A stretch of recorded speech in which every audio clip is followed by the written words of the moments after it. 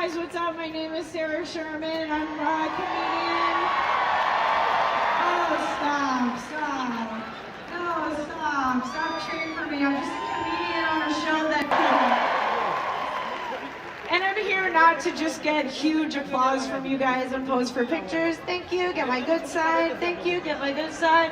I'm here because I'm a New Yorker who pays rent in this city. And don't make me say it, I think the rent is too damn what? Make a lot of noise. Make some noise if your rent is too high. Chairs stacked on top of each other.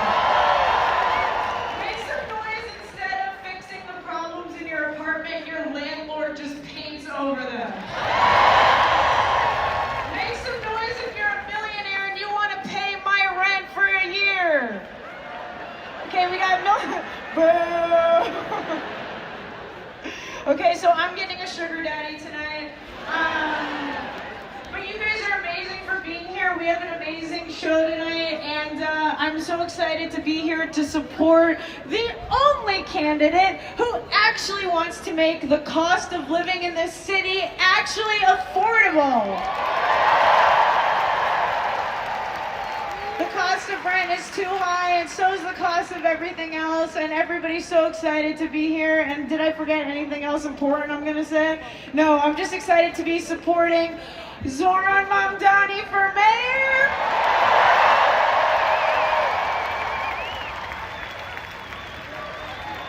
I'm gonna be your MC tonight, so get used to seeing my ugly, sweaty ass. And I'm excited to be supporting a candidate who wants to make the city more affordable, and he's the only candidate who doesn't seem to be sweating all the time. So, are you guys ready for an amazing show? You can't even believe it! Thanks for coming. Stick around. I'll see you guys soon. Love you.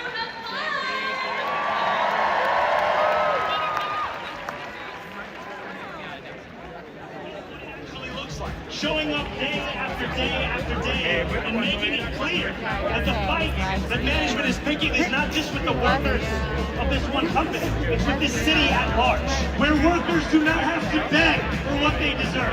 Zohran was with us on the picket line from day one. We won the best contract we've ever gotten. We aren't alone. Zohran saw this struggle and he partnered up with my union. And because of this organized effort, we were able to secure the largest debt relief in New York City. Your solidarity with their loss. These are members volunteering their time. Really understand the needs of the working class. Also fighting for a city where New Yorkers can rest. When I think about who won the weekend, it's organized labor. I believe every New Yorker deserves a life of dignity, safety, and stability, and that it's city government's job to deliver that.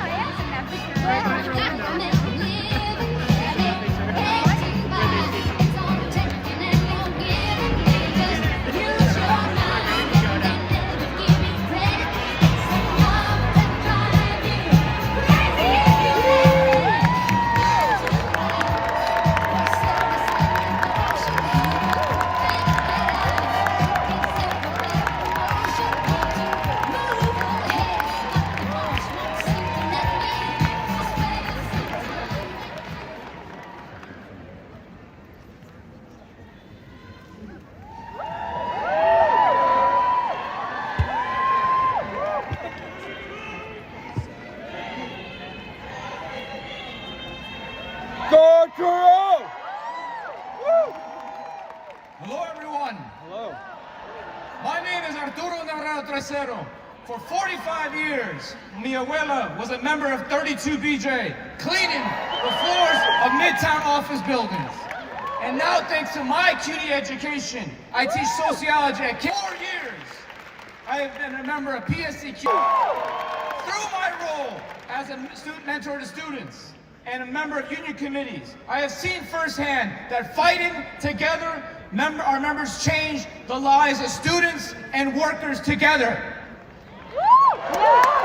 We have spent years fighting Trump's puppet Andrew Cuomo, who starved CUNY of resources and jacked up tuition for working class students. Now, we are facing extreme repression. Members have even been investigated and some have lost their jobs for speaking up for Palestine. We fought Cuomo then, so our union is fighting to elect CUNY champion Zohran Mamdani to be the next mayor, who will fight against Trump and who is fighting to build the people's university that New Yorkers deserve.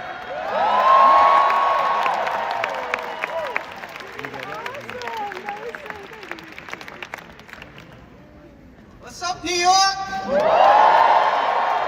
to elect Zohran Mamdani? You ready to elect Zohran Mamdani? Make some noise. My name is Clarissa Baines. I am a non-security officer at a major commercial building in Midtown Manhattan, and I'm organizing to win the union with 32 BJ. 32! 32! Now, did you know that our city has 82,000 low-wage security officers? Did you know that the average officer makes $40,000 a year? $40,000 a year? That's poverty wages. Fed up. But we have big plans.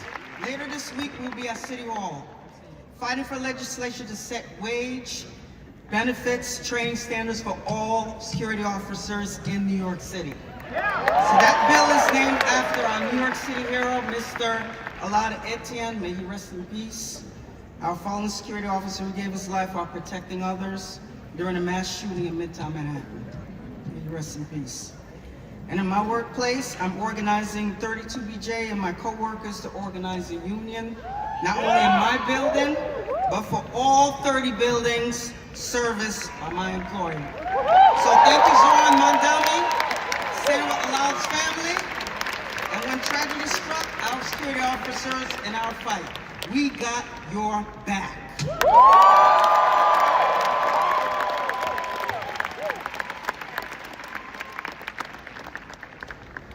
Hello, everybody. My name is Alex Graff. I'm an emergency medicine resident physician at Kings County Hospital, a proud member of CIR-SEIU. Every day in the ER, I see patients that come in with preventable, serious medical illness. Metastatic cancer in a patient who may have been diagnosed early if they had access to primary care. Dehydration due to diabetes in a patient who was rationing his medications and fasting during an insurance gap.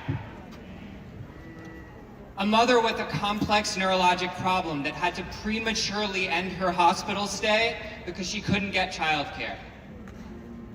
This affordability crisis is literally killing my patients. It is so demoralizing to feel like I've done everything that I possibly can for my patients, but when they leave the walls of the hospital, it will have no impact on their long-term health because they cannot afford the things they need to live. The billionaire class is gutting the social safety net to line their own pockets. This is going to disproportionately affect working class community of color, and it's a tool of structural racism. That is why we must build a healthcare system that is for people and not profit.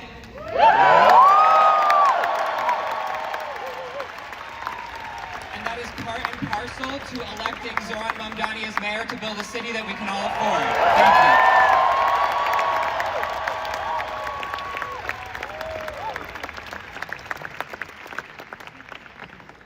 Good evening, fellow social worker at a community mental health center. At Maimonides Hospital in Brooklyn. And I'm a proud member and a delegate of 1199 SEIU Union.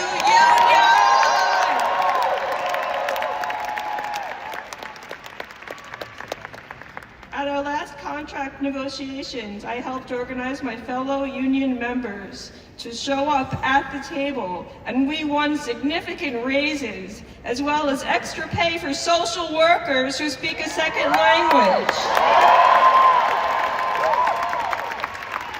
So thank you to my fellow union siblings and my organizers. Are there any? At Maimonides, I provide therapy for individuals with mental illness. Zohran's proposal for a Department of Community Safety can help address the increasing mental health crisis across this city. These are not trained to work with people experiencing a mental health emergency. We have to keep everyone in our community safe, including the people experiencing a mental health crisis.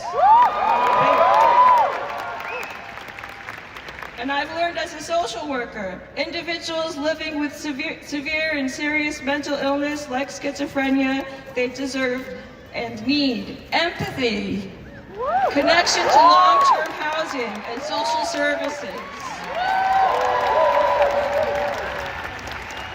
So, most of the people that we serve at Maimonides depend on Medicaid for care.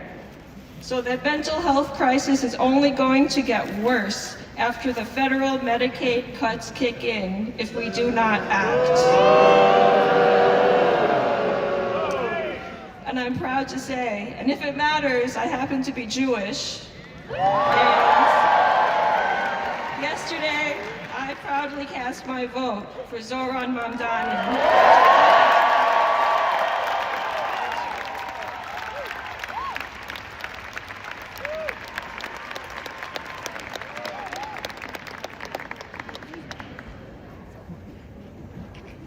Hello, everybody. My name is, thank you. My name is Shazib Udine. I'm a member of the United Auto Workers, or the UAW.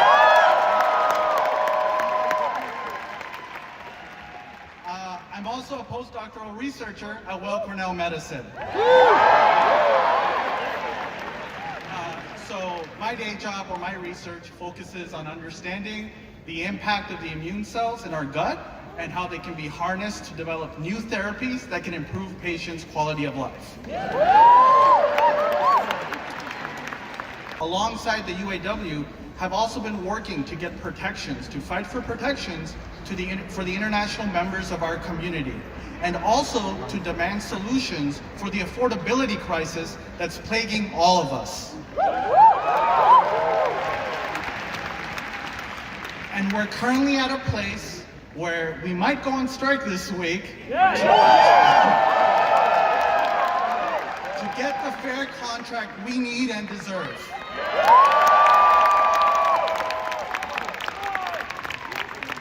Our fight has only grown more urgent this year as the federal government attempts to slash funding for research institutions while simultaneously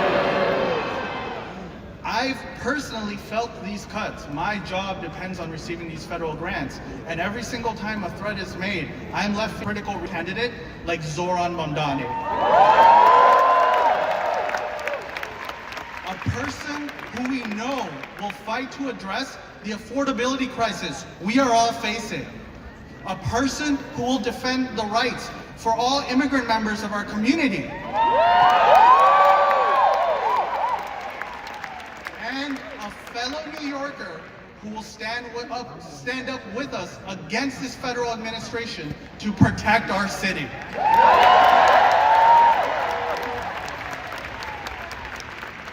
The UAW was the first union to endorse Zohran.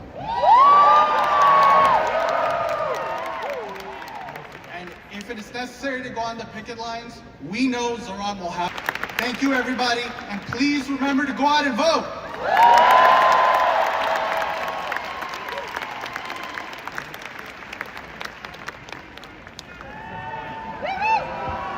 Hi, everyone.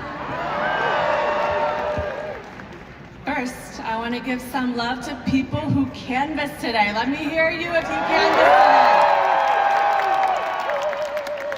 And shout out to my group in Chinatown at noon today. Now, I want to hear you if you are a city worker. City worker. Hey, in the house. And now, lastly, make some noise if you are an artist or an art worker. My people, my name is June Lei.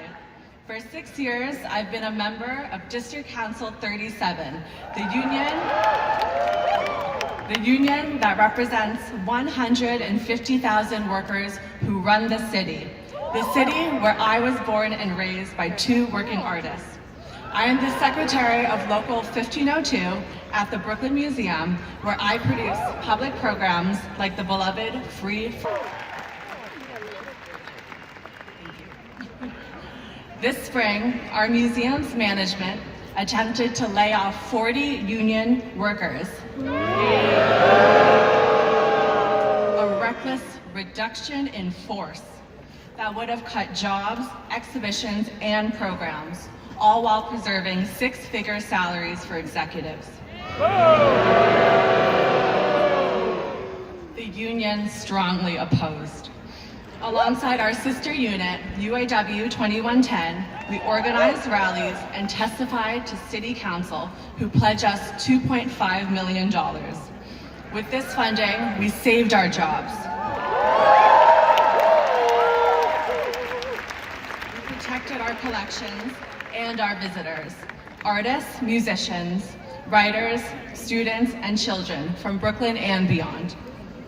What I learned, no one but us will save us. Executives will cut hours for educators and safety protocols for art handlers just to hold on to their own power. No more of this. No more. With a new mayor as our ally, we together protect each other. We organize. We unionize. We are the art workers that make New York City a place where everyone can afford to dream and afford to create. It is our future to win. Thank you.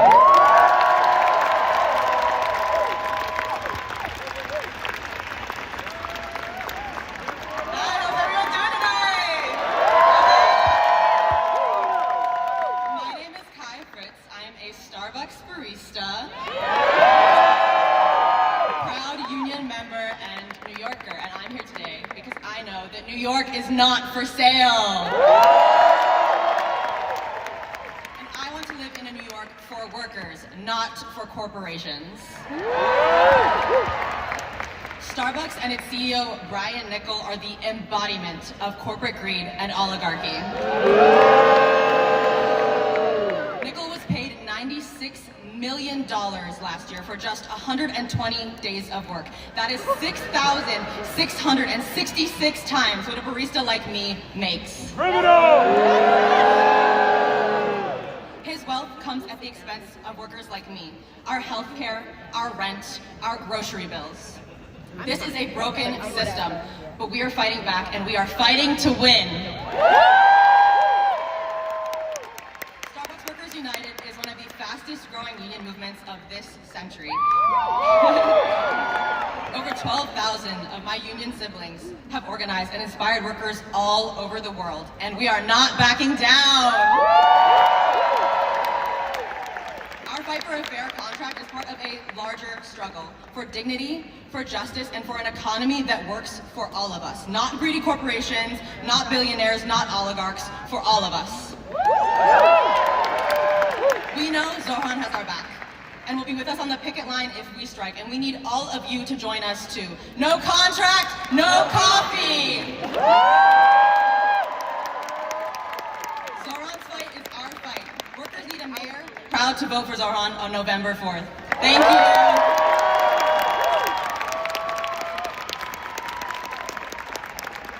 Who are we? Who are we? Who are we? Yes, sir. My name is Curtis Bodie. I'm a proud resident of the Bronx, and most importantly, a proud union member of the Hotel, Gaming, and Trades Council, HTC. My union and I have fought tooth and nail to win the best wages, benefits for hospitality workers, and because of our contract, we was able to thrive through the hardest times. When the pandemic hit and tourism collapsed, my brothers and sisters and I had a lifeline. That contract is set to expire this July. And everything we work to do from now until the summer is to make sure we are ready to demand the wages, benefits, and protection we deserve. This fight will decide the future of 3,000 workers and their families for the next decade. And with so much on the line, we need a mayor to stand with us, not sell us out. That's why I'm proud to stand with my union and supporting certain hotels accountable to keep workers safe and pushing back where Airbnb is spending millions of dollars to take our homes and our jobs. Our union will make sure we never go into battle against a bully alone. And Zohran knows what it's like to take on bullies. Donald Trump! We've seen him go up against the big guys with all the money, all the power, and all the insiders and win.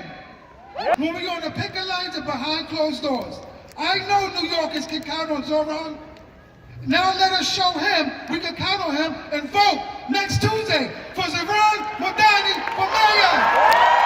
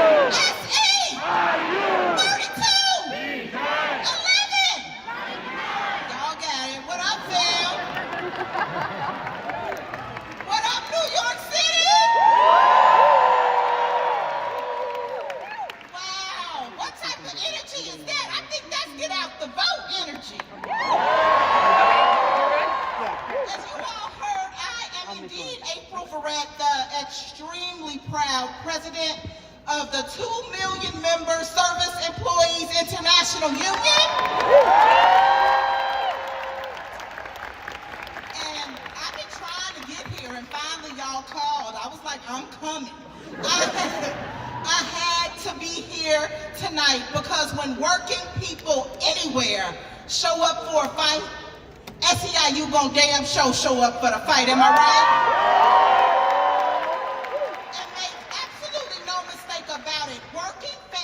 Across New York City are in the fight for your lives. Pick any issue. Fair wages. Working families are being crushed. I don't have to tell you, you live it. But here is what gives me hope. Here's why I had to be with you tonight. Zohran Mamdani, damn it, I knew I was going to do that. Zohran Mamdani gives me hope. He gives me hope because he knows how to fight, and he doesn't just fight, he wins. And that is why in just 9 days, not only is he gonna win, we are all gonna win when we make him the next mayor of New York City.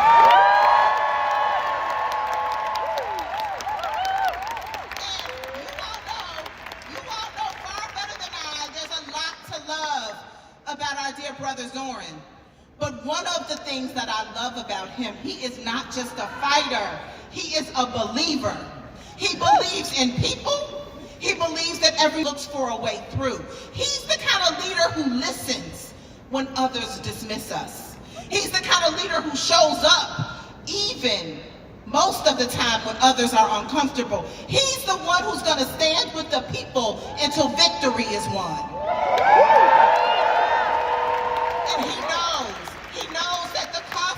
living is crushing working people in this city. But here's what makes him different. He doesn't throw his hands up and say, oh, that's just the way it is. He believes something radical. He believes that government can actually work for us. Not just for greedy billionaires, not just for developers, not just for hedge fund managers. He believes it is the people who make this city run, and it is the people who should share in the prosperity of this city.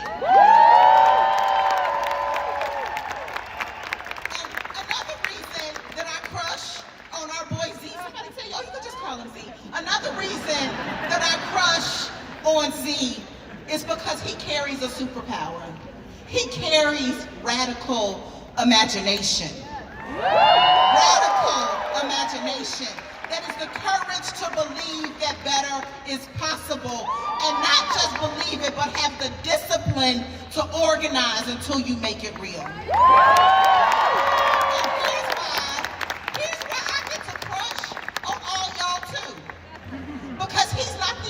With that power. You got it too. It is our inheritance, radical imagination is. It is the force that carried people through every single crisis, every struggle, every fight for freedom. Radical imagination is what led enslaved Africans to dream of liberation when they never knew freedom. Radical imagination is what moved women to demand the right to vote in a world that told them to stay silent. Radical imagination is what drives workers to strike, to organize, to say no coffee, no contract, to organize security officers. Radical imagination is our power, it's our legacy, it's our inheritance, and it's ours to make our dreams come true.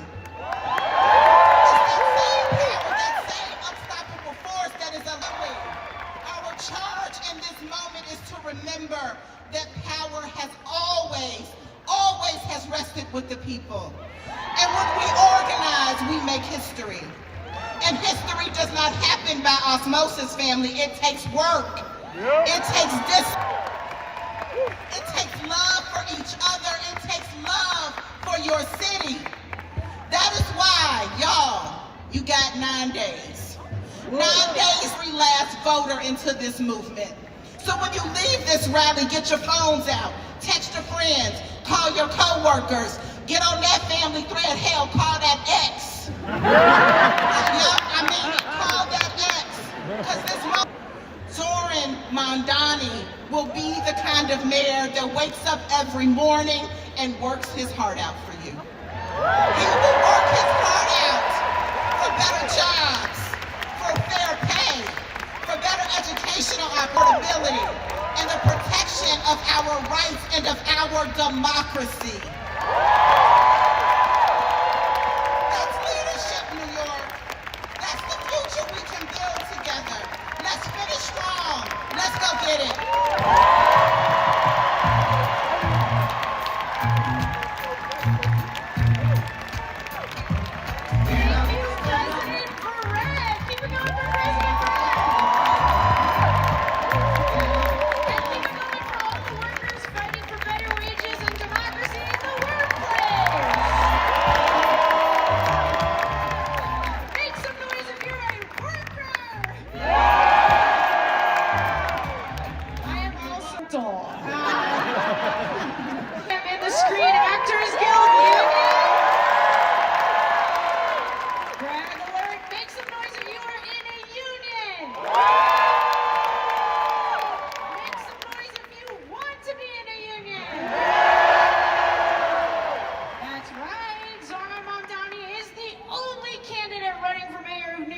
That actually cares about workers and unions. So make a lot of noise for that! Make some noise if you're never gonna get tired of making some noise! Workers rock! Stick around, there's a cool video. I'll be back. Bye!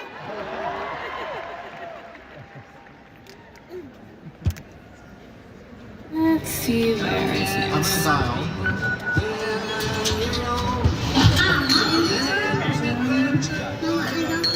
So much, I think, think what you encounter in terms of canvassing is not even people being hostile to a candidate. It's that people are really, really reticent to put trust in politicians. And I think that canvassing is an opportunity to try to build that trust. Canvas launches that continued in the pouring rain. Strangers who care about those they will never meet. Climbing floor after floor of the 6th floor walk-up. In the rain, in the sun, in the snow. This, for many of you, is the first time that you've gotten involved in politics. First time that you've actually thought, maybe I need to go out on this dreary Sunday evening. And no, you came to be surrounded by other folks who are just as energized as you are. All we need is someone with the will and the strength and character to fight for us. People really believe in this man. And I kind of do too. I do. Dreaming demands solidarity. When I look out at this room and out onto the midnight skyline, that is what I see.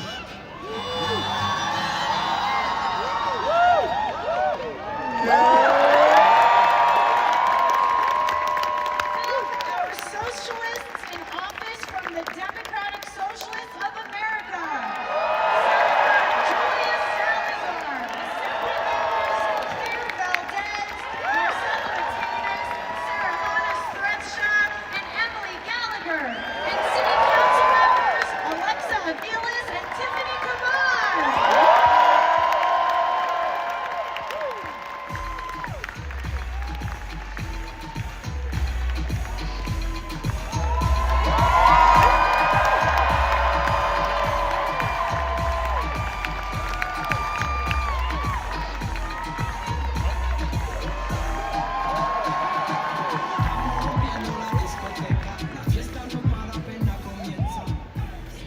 Good evening, everyone.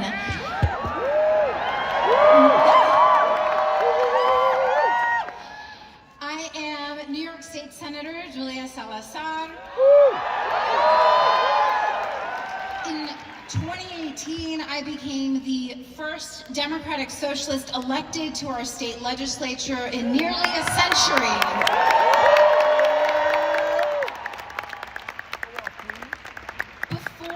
That election, I was an everyday New Yorker, like many of you, organizing with my neighbors to demand better from our elected officials. But rising costs and skyrocketing rents were making it harder and harder for working people to stay in our neighborhoods. And fellow DSA members told me that I couldn't stay on the sidelines. So, we launched a long-shot campaign that year for State Senate with a promise to fight for everything that working-class people deserve. The odds were against us. My opponent had held elected office for 26 years, and he was part of a political dynasty backed by wealthy donors and corporate real estate. We were a scrappy grassroots campaign. Does that sound familiar? But in 2018, we won because we had the power of the people on our side. The establishment didn't take me seriously. They thought our Democratic Socialist agenda was too radical. It was too radical to win. But together, we proved them wrong. That's right! That's right! And we were just getting started. We came right back for more. In 2020, we elected another 5 Democratic Socialists to the state legislature, including a guy you may have heard of named Zohran Mamdani to the state assembly. But we didn't even stop there. The following year brought the victories of Democratic Socialist Alexa Aviles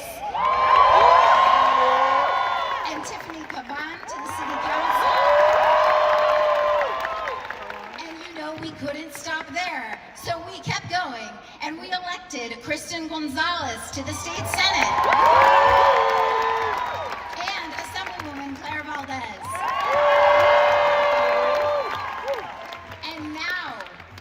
are on the verge of electing Zohran Mamdani to become our Democratic Socialist mayor right here in the largest, greatest city in the country.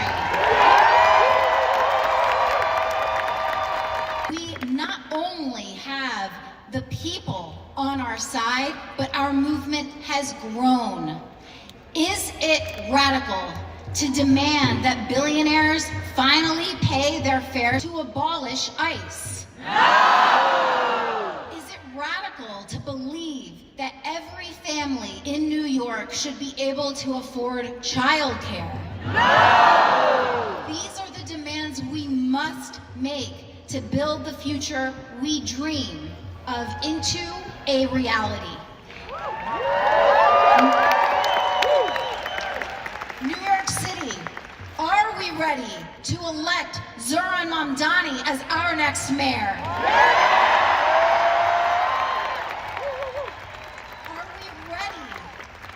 Are we ready to tax the rich, to fund universal childcare,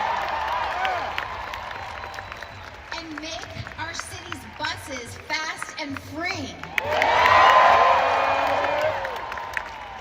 Zohran's vision for New York is one that is affordable and dignified for everyone. Families won't have to choose between childcare and paying the rent, where our neighbors aren't punished for speaking out against a genocide in Palestine.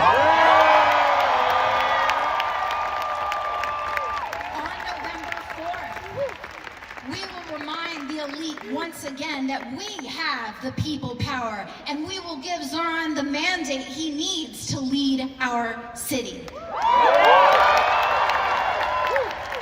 And after we secure this election day victory, you can continue to build with us by joining DSA. Me, it is now.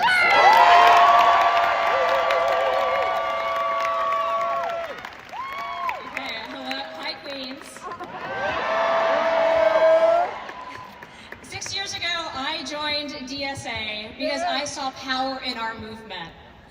I saw organizers like Julia Salazar and Alexandria Ocasio-Cortez take on political dynasties and big money and win. And I wanted to be a part of it. And I wasn't alone. I'm standing here with so many of our electeds that we've managed to get across the finish line against incredible odds over the years. One of them, not on stage yet, Zohran Mamdani. And it never would have occurred to me 6 years ago that we would be here, that we would be days away from electing our colleague, our friend, Zohran Mamdani, a Democratic Socialist mayor of New York City. But here's the thing, Zohran didn't come out of nowhere. He came out of our movement. Our movement that has been fighting for workers and tenants and immigrants and our trans siblings. Our movement that believes in the richest city and the richest country this world has ever seen. No one should go without housing and health care. And of course, you know, that's exactly what the billionaires are afraid of. They're afraid of our movement, and that's why Bill Ackman and Whitney Tillerson and Michael Bloomberg have spent millions of dollars in this race to sow fear and hatred and racist AI slop. Because they think if they can set enough money on fire, they'll win. But I think we know the truth, that New York is not for sale. But friends, our work is not done, and unfortunately it's not even done on November 5th. Ours is a lifetime commitment to fighting racism, to fighting billionaires, to fighting fascism.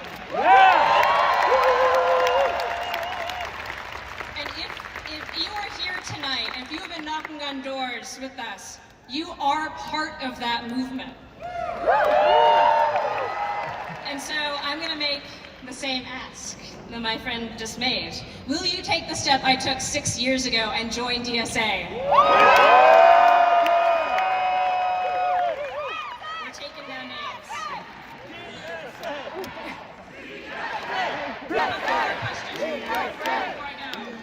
Will you hit the doors to elect Zohran Mamdani? Are you ready to organize, to freeze the rent, make the buses fast and free, win universal childcare, and tax the rich?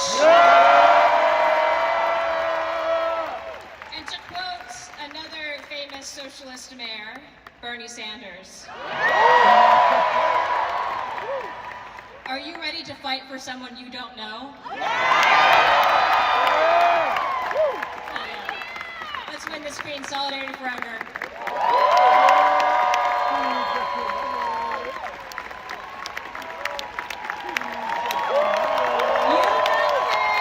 You love him. Please give it up for New York City Comptroller Brad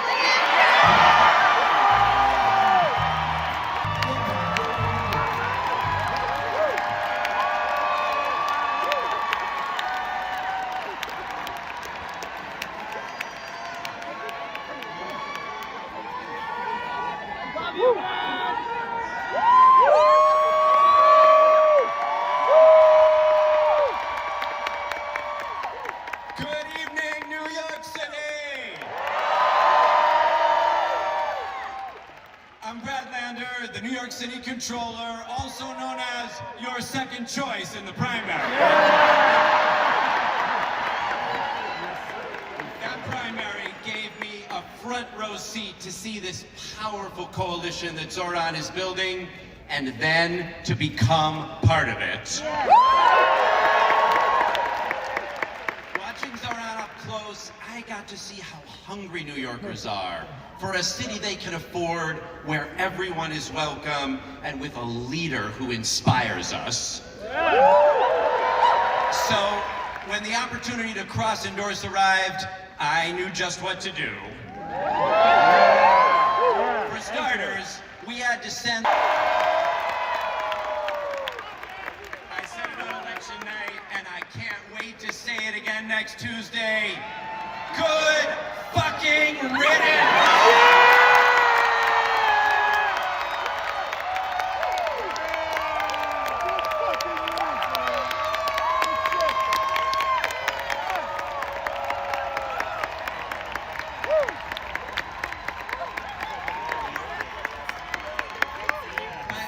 But our cross endorsement was more than ranked choice math. It also showed the possibility of solidarity. Politics does or Trump.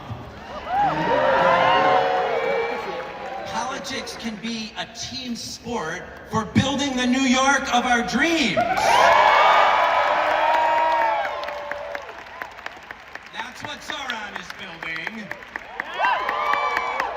And asking, how many of you, like me, are Jews for Zohran?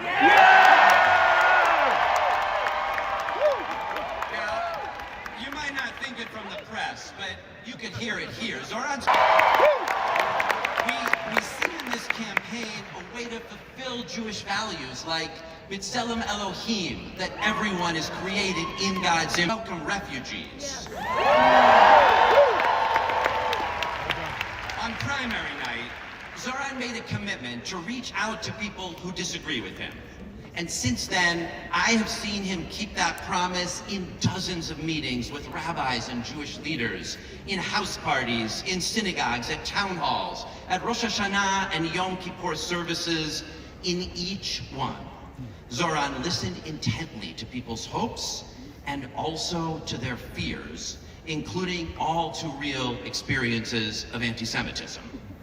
With patience, with compassion, and with a plan, he has made it crystal clear Zohran will work to keep Jewish New Yorkers and all New Yorkers safe.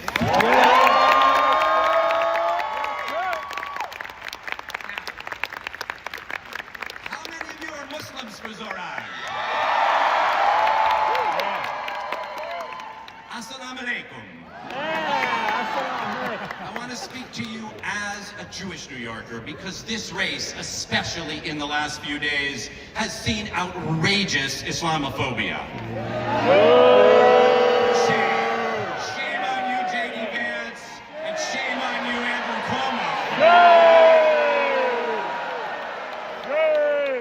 Andrew Cuomo and his billionaire donors have sought to exploit both anti-Semitism and Islamophobia for his political gain. It's gross, and we won't. Jews and Muslims will not be divided against each other.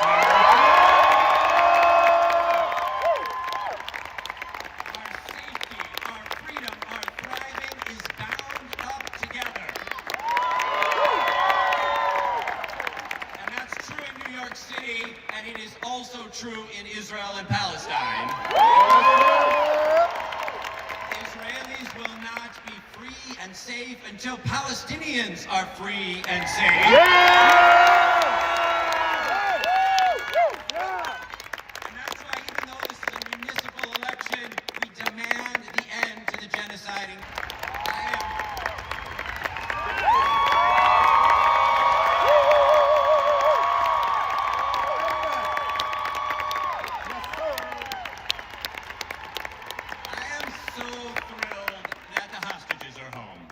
I met many of their families, many of them. Now, the ceasefire must be honored, and aid must flow in, and a path to Palestinian must be honored, and aid must flow in, and a path to Palestinian freedom and peace must be found. We might see different ways of getting there, but we won't compromise anyone's humanity. And that includes immigrants coming to our city, fleeing violence and war and poverty. And that includes immigrants coming to our city, fleeing violence and war and poverty. This spring,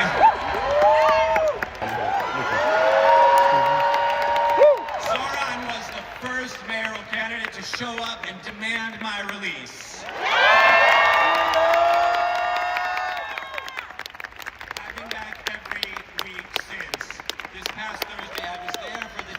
Of a 16-year-old high school student named Joel. Shame. And I went back to get arrested as obedience again last month, along with a lot of you. We will fight Donald Trump by showing up for our neighbors at 26 Federal Plaza or anywhere else he tries to come for them.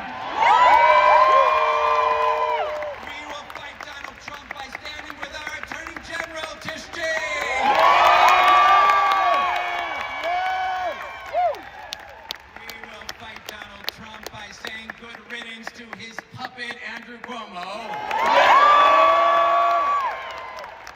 And we will fight Donald Trump when we show up in historic numbers with our neighbors, with our friends, with our families, to reject his politics of corruption and billionaire rule and elect Zohran Mamdani, the next mayor of New York City.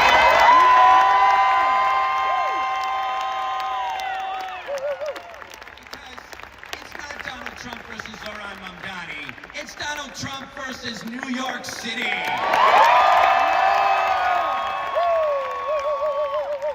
is our mayor. We'll show the world that we know what it means to wake up every day with that copper-plated statue in the harbor, reminding us what it means to be New Yorkers. And that work won't stop at the boundaries of the 5 boroughs. We'll take that fight to Albany to win the resources working people deserve. And we'll take that fight to the halls of Congress, where it's more important than ever that we have leaders who understand this moment and who will be partners to Zohran. Finally, the New York of our dreams won't build itself. We will build it together. Let me see again. Where are the Jews for Zohran? The Muslims, Christians, Hindus, Sikhs, people of all religions, Latinos, Asians for Zohran.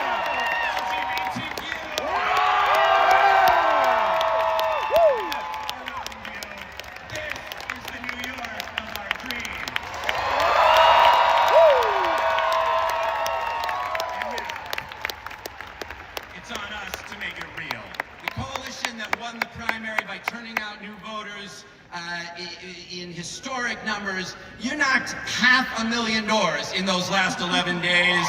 We need to do that now again.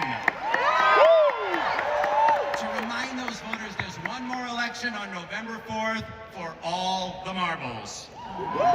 So, QR code, sign up to Canvas right now, please. I'm doing it. Please join me as well. Our sages say, Kol ha'olam kulo gesher tsar me'od. All the world is a very narrow bridge, and the most important thing is not to be afraid. So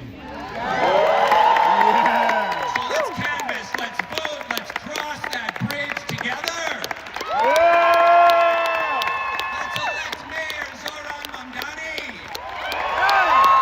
Let's build the New York of our dreams. Thank you very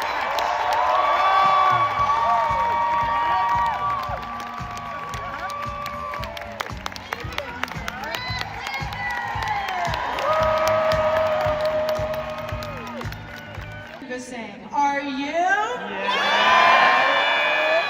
So is this the QR code? This is the QR code. Everybody take out your phone right now. Don't make me be bossy. I see one phone. I see one phone. I know you all. Take out your phones right now. Take a picture of me. And then scan the QR code, and I'm not getting off stage until the QR code. I don't know how to do that, but you all do. And sign up for canvassing, because how many days? Is everyone? I'm gonna wait until you all sign up to canvas. Sing with me.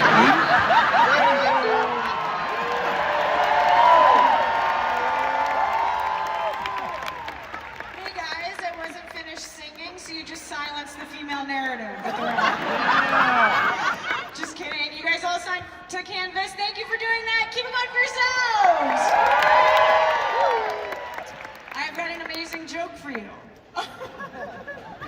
A reverend, a rabbi, and an imam walk into the bar, and the bartender says, "What are you having?" And they say, "No Cuomo!" You guys like that? Okay. Can I get the energy back up? Yeah! You guys, please give a warm, not cold, not chilly, a very warm New York welcome to Reverend Charles Galbraith, Rabbi Sharon Kleinbaum, and Imam Khalid Latif.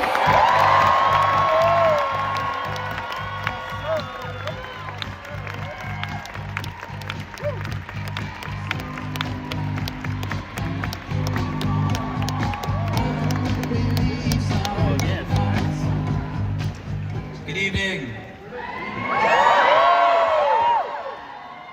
My name is Khalid Latif. I'm the director of the Islamic Center of New York City and a proud member of the Muslim Democratic Club of New York. We are gathered at a time when too many people in our city and in our country are being told that they don't belong. When the language of our politics too often divides rather than unites. When people are made to feel invisible, not because of what they've done, but because of who they are. Like many of you, I am here tonight not just because my brother Zohran Mamdani is running, but because of what he is running for. We are here not because it is fashionable, not because it is convenient, but simply because it is right. We are here because the moral fiber of our democracy is being tested. We are here because we refuse to allow the forces of hatred, greed, and fear to have the last word. The vitriol and bigotry that is unsurprisingly opportunist is the same tired Islamophobic rhetoric that has plagued our nation for decades. They invoked 9/11, recycled anti-Muslim tropes, and warned that a Muslim in a position of power poses a threat to our security and our democracy. This isn't dangerous. You have to understand an attempt to marginalize and dehumanize. It is of trust.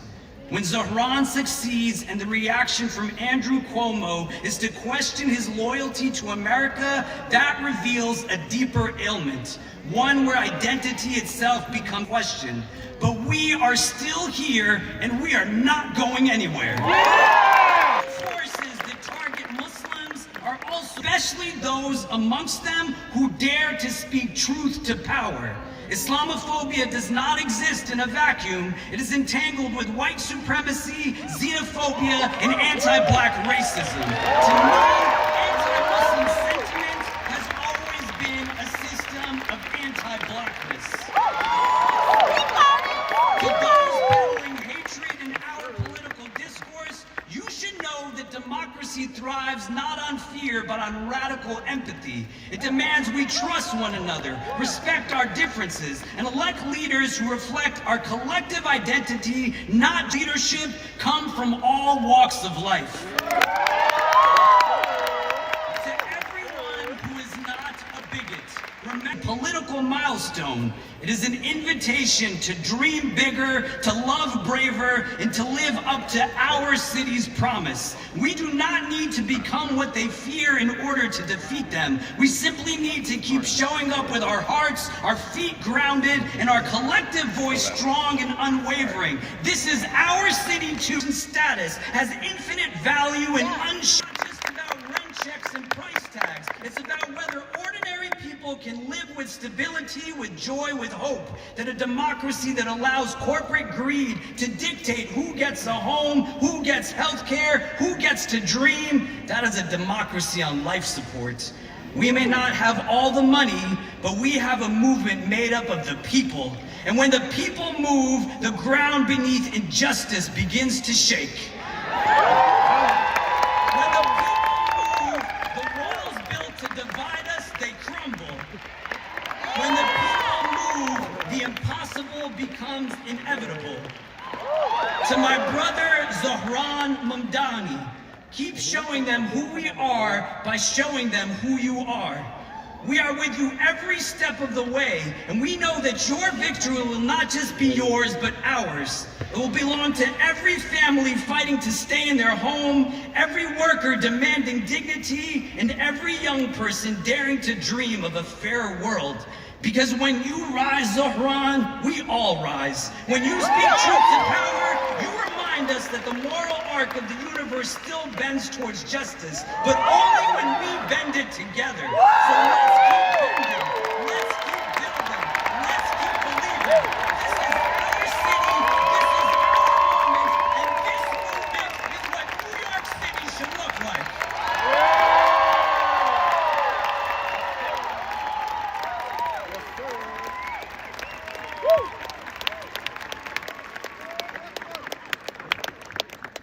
This is the vision of New York City that we love. A Muslim, a Jew, and a Christian stand here supporting this campaign to take our city behind them. And I'm a rabbi here in New York City who is dedicated to the vision of transforming this city into a place in which all of us live in peace and security and can afford to live in this city.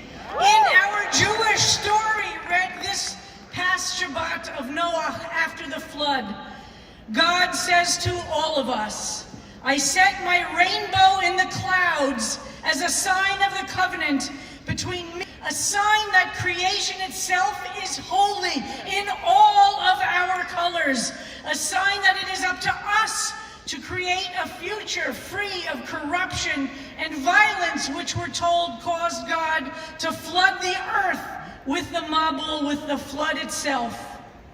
Our sages then taught in Pirkei Avot, in the Mishnah, that the rainbow was one of the last things that God created, Bein Hashmashot, in the tender moment between day and night, when light and darkness touch, but do not, between light and shadow, wealth and poverty, despair and hope.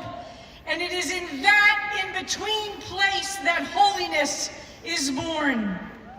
Centuries later, two Jewish beings. There was no rainbow in the original Wizard of Oz. In the depths of the Great Depression, they wrote somewhere over the rainbow, from a rainbow with color and vision and creativity. A vision not of escape, but of courage.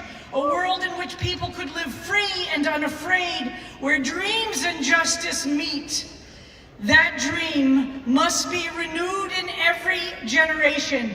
And we need leaders like Zohran Mamdani to help us keep imagination and creativity alive, to dream of the future rainbow real.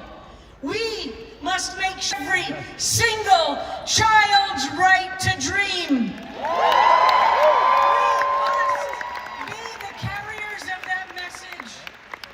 Make affordable this messy, creative city of ours. Now, I know that I don't agree with our leader, Zohran Mamdani, in everything that he says. I don't agree with anyone on everything. But we in this city, that we can debate and discuss, argue and disagree, and stay in relationship. And Israelis have a future of shared security, freedom, dignity, and justice. And on issues related to New York City, we completely agree. We dream of a city where Jews and Muslims respect and care for each other. Forcefully, as a rabbi, I reject all attacks of Islamophobia and hatred of Arabs or of Muslims.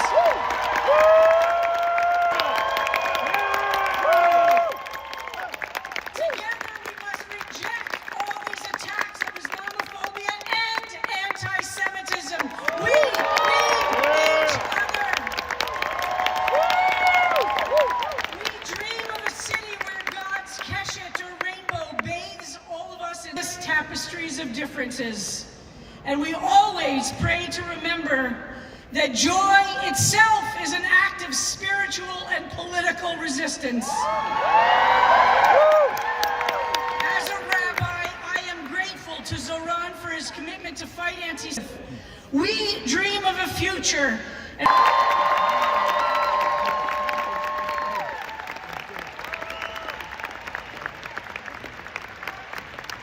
Good evening, New York.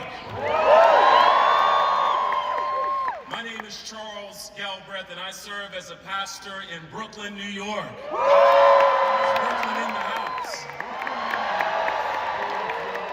Without a doubt. I serve a congregation that for over 103 years has welcomed immigrants into its doors and into its community. The faces and the places they have come from has changed, but we realize they are constantly and consistently looking to dream again. We recognize that many of our folks have been pushed and priced out. Healthcare costs has many people feeling helpless. For far too long, their dreams have been deferred, depressed, discounted, and just simply dissed. But I believe that there is a season coming.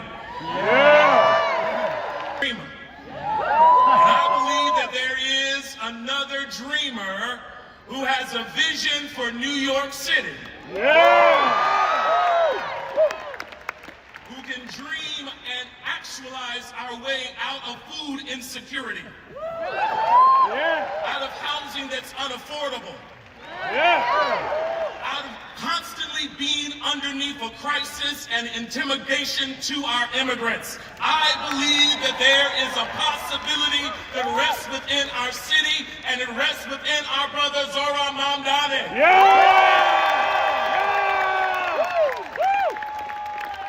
In my sacred text, there's a story and narrative of Jesus where he sees folks who are hungry. He takes what is there, a few loaves of bread and some fish, and begins to break it and distribute it to people. It's interesting because the text says he broke it, blessed it, gave it to the folks, and everybody ate.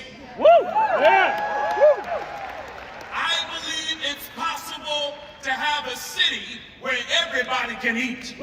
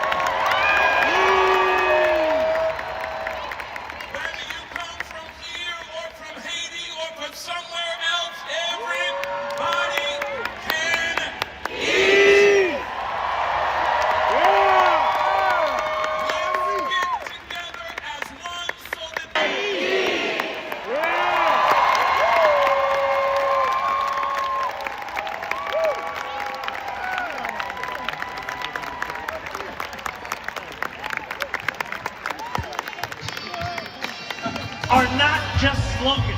These are commitments. Everyone should be able to raise a family in New York. We will deliver universal child care. We'll make the city affordable for everyone. Change is coming. New Yorkers deserve to see We're gonna deliver. It's government's job to make your life better. That's exactly what we are going to do. It's Zohran's agenda. It's New York's agenda. It's our agenda. My agenda. All of these concepts are just ideas in the clouds if we do not elect Zohran Mamdani. Join me in welcoming the leaders who will help us bring this home. Governor Kathy Hochul, State Senate Majority Leader Andrea Stewart-Cousins, and Assembly Speaker Carl Hayes.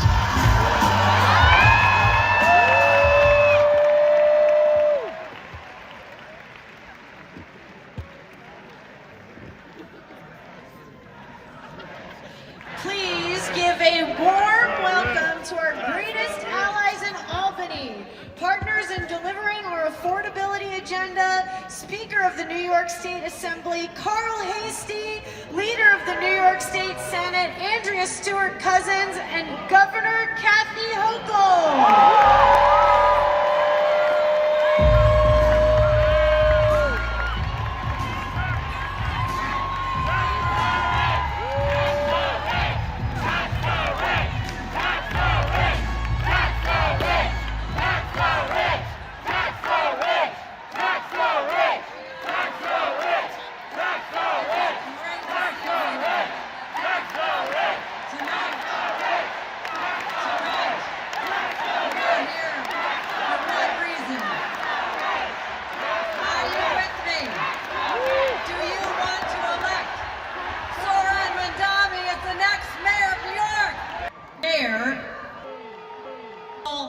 To the White House, they're taking a wrecking ball to our very values, our people, and our progress.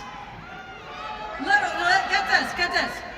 Donald Trump literally said, the shutdown is about killing democratic priorities. Now, what are those priorities? No, this gets bad. Killing food assistance for babies. Yeah, it really sucks. Killing money for seniors to pay their utility bills. Money for seniors to pay their utility bills. Killing Planned Parenthood until we came in with money to keep it alive. Because they don't give a damn about women and their health care and their rights to an abortion. They're also killing major infrastructure projects, putting tens of Canal Street, Queens, the Bronx, they're everywhere, and they're terrorizing innocent people. Now Donald Trump says, oh, we're going after the worst of the worst, the baddest of the bad. They're splitting up families. And let me tell you this actually happened. They took away mothers of babies who were nursing them and separated them.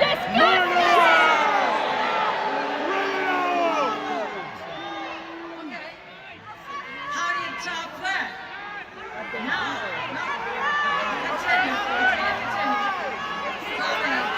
Attorney General Tish James. After any of us. But here's what they did not count on. They always forget this about us. When we get punched, we fight back, and we fight back hard. We don't just fight, we win. Because time and time again, New Yorkers have been knocked down, and we get up stronger, louder, and more resilient than ever before. So I'll be fighting every day with my partners on the same side, Andrea Stewart-Cousins and our Speaker Carl Hayes. Give them a round of applause.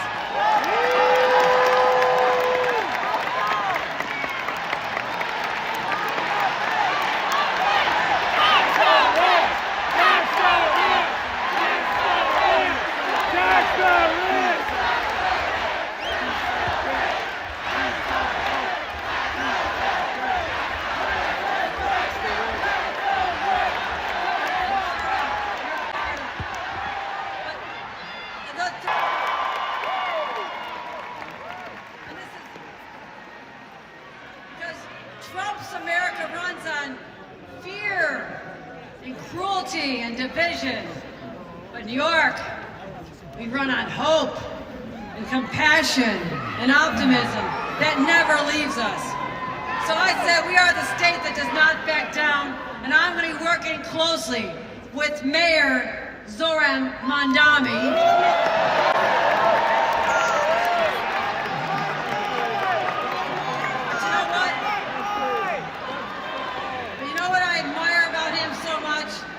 Think about this. Do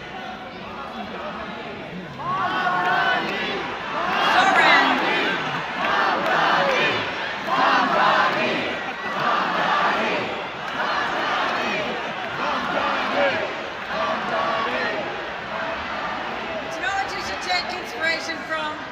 Think about the fact that every single time people have forced him to endure hatred and threats, try to use his faith or his name as a weapon. You know what he's done? He doesn't get out in the gutter with everybody else. He rises up with grace and courage and grit. Is that Islamophobia and bigotry and hate-filled speech? That kind of bullshit doesn't belong in New York.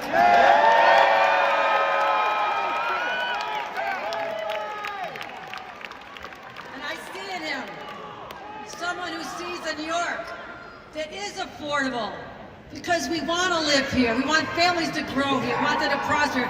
So we need more housing. But you know what? Here's something I can tell you about personally. New York's first mom governor, we need more child care. It has to be universal. Child care for everyone who wants it.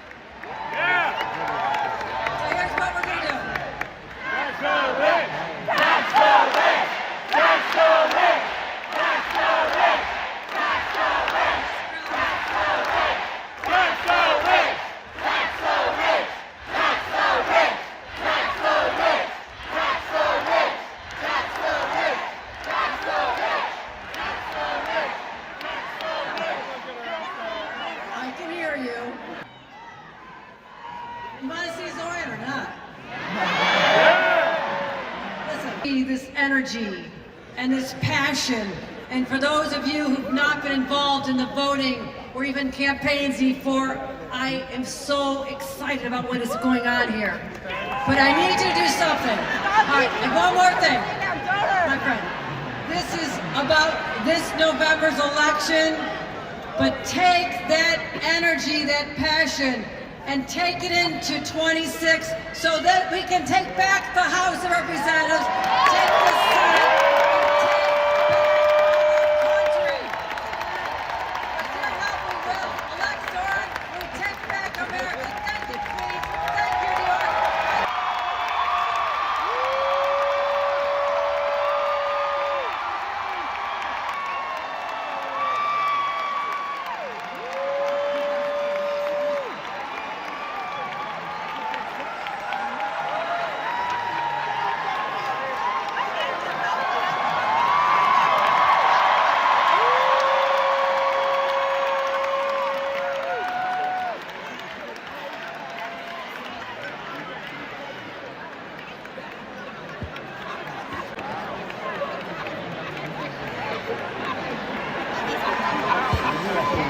Well, good evening, everyone.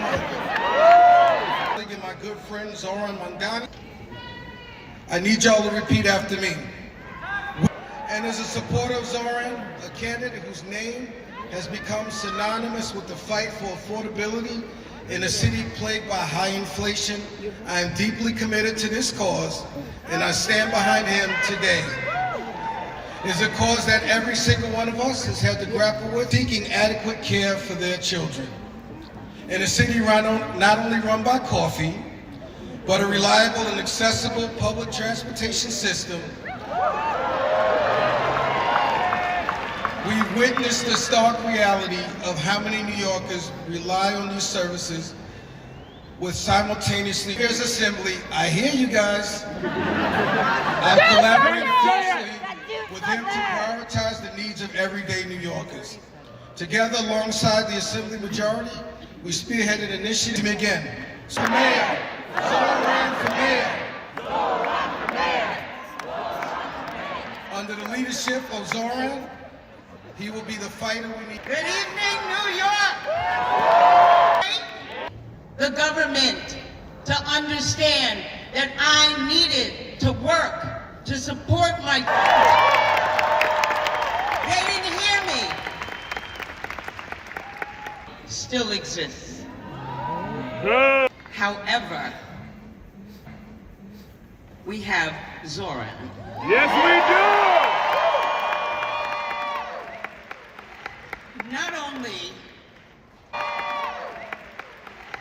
Not only is he about affordability, but you heard the governor, you heard the speaker, and you heard, I am the first woman to ever lead a conference in the history of New York State.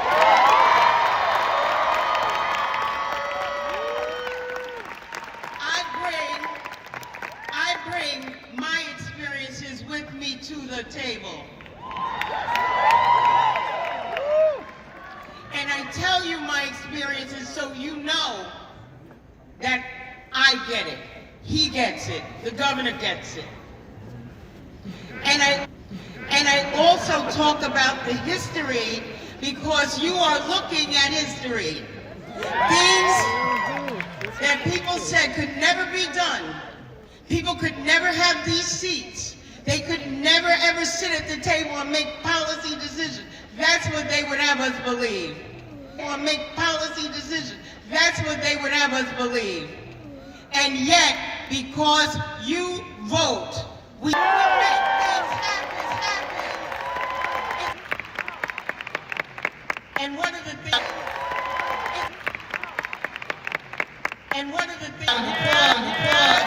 rest. Do not stop. Knock on every rest. Do not stop. Knock on every door. You saw the QR code. Canvass, knock, and get people out there to vote because we don't have another chance. We can't miss this chance.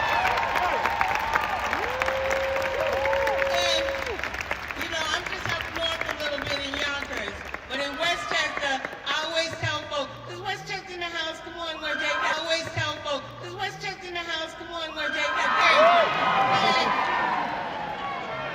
Thank you. Thank you. But what I always say up there is when Democrats vote, Democrats win. I'm going to tell you to repeat after me. I'm going to tell you to repeat after me is when we vote, we win. When we vote, we win. When we vote, we win. When we vote, we win. When we vote, we win.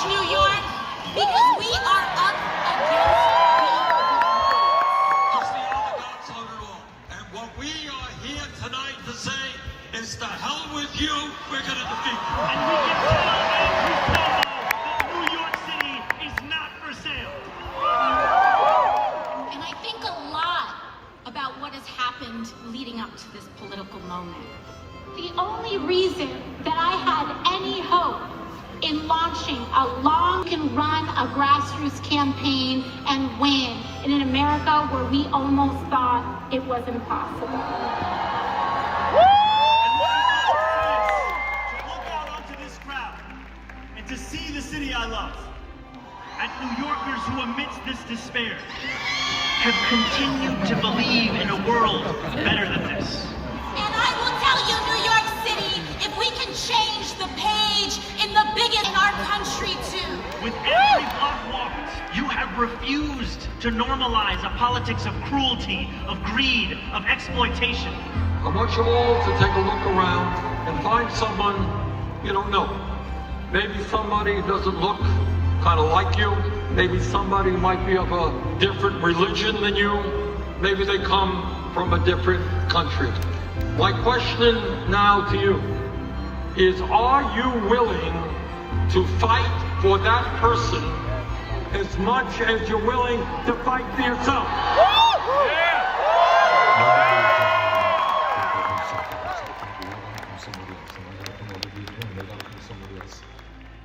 The fight for justice has gone on for a few thousand years. He said something to me. Not me, us.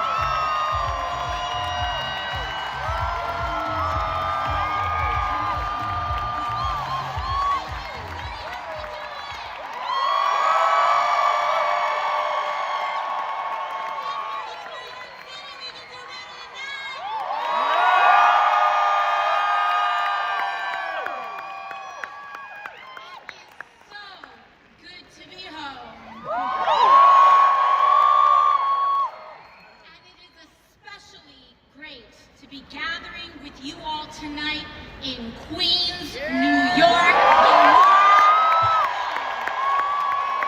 The jewel of America. Just in this slice of New York City alone, we represent over 100 languages and cultures. We welcome people of all religions, faiths, and creeds. We honor all staff.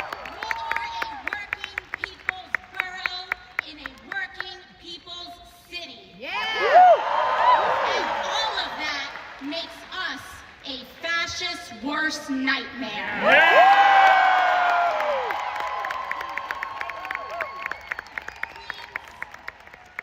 We gather here today at both a perilous moment for our country and on the precipice of hope for our city. Because in 9 short days, we will work our hearts out to elect Zohran Mamdani as the next mayor.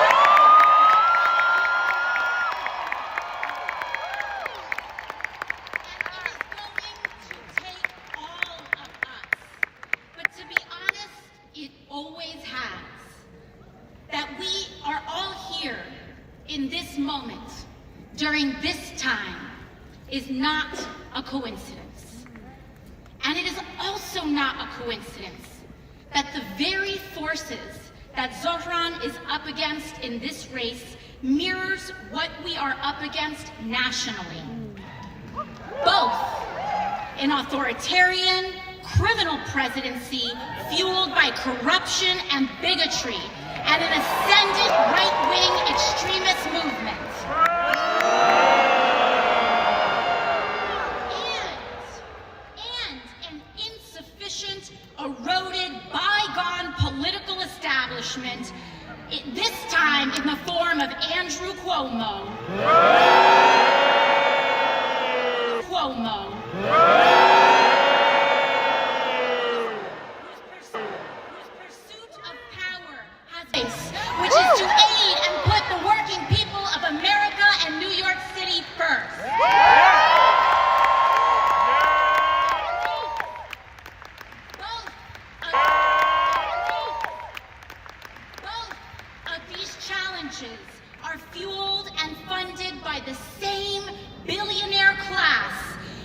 apparent greatest fear, not just the very few.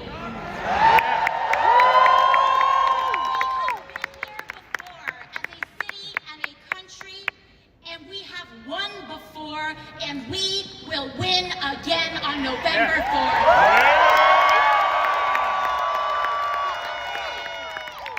It has always been in our nation's darkest chapters, that our brightest lights emerge. Every one of us, whether we like it or not, are living history today. From our nation's beginning, American democracy has always reflected the struggle between humanity's highest and lowest natures, between subjects and citizens, the Confederacy and the Union, freedom and bondage, labor and capital rights and regime.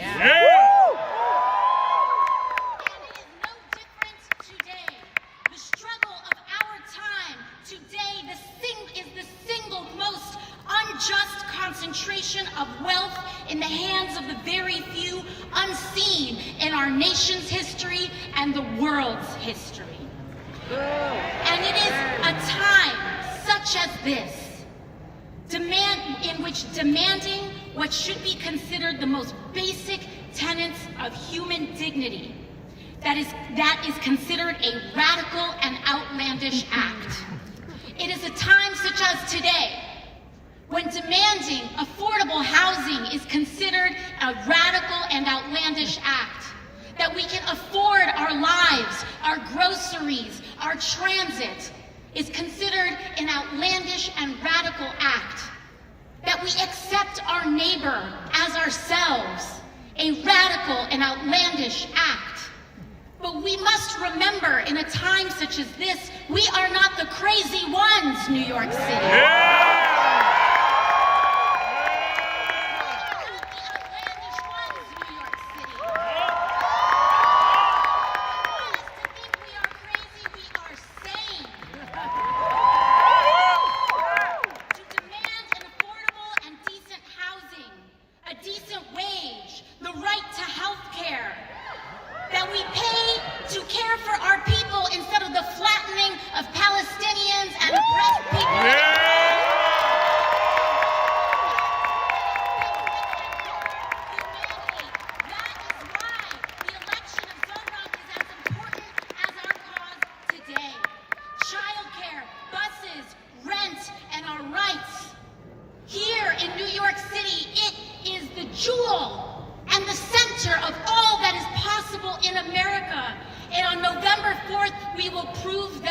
Today, we will prove it to the world and we will prove it to the nation.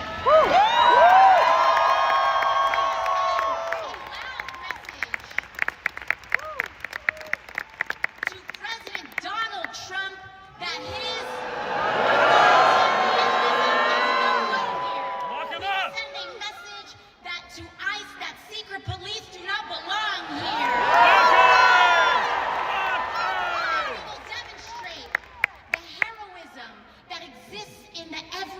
People throughout our city.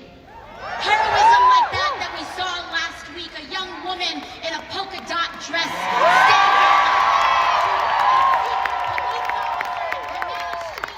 She is New York City.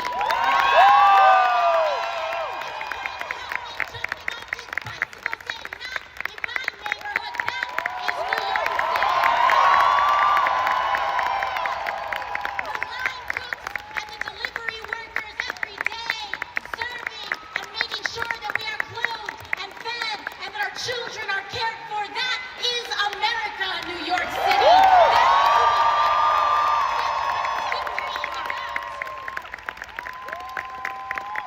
Because New York, America, our freedom today. And what Donald Trump has even done reflected, symbolic of so much, in his demolition of the White House and the East Wing.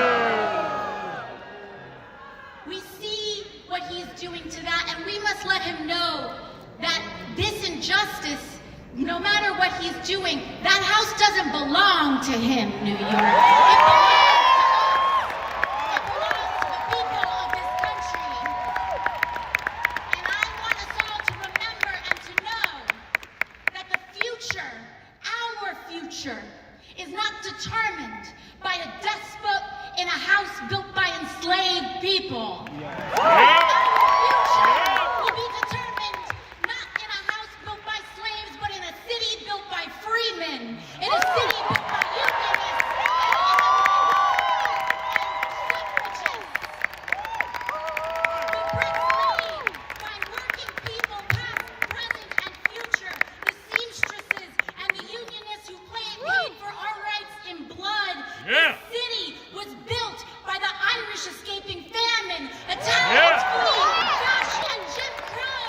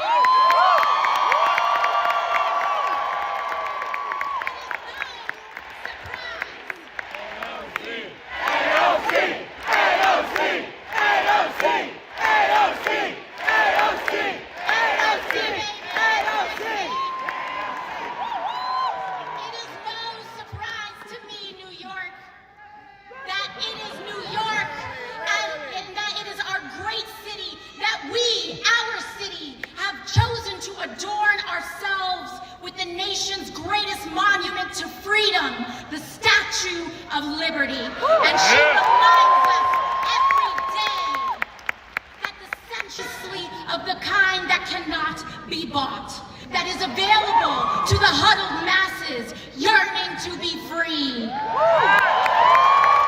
This is America, New York City. Don't let them tell you any different. Don't let them tell you that we are the exception. We are the rule. We are the standard. We are the acceptance. And we set the bar for America. I'm talking to you, Donald Trump.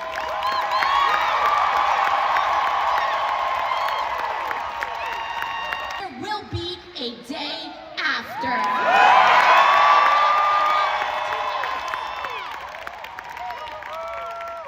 Thank you, New York. I love you, New York. You have made my life possible, my mother's life possible, my father's life possible. All of our lives have been made possible by this great city and by our shared contract. My honor tonight to introduce to you all another great born New Yorker.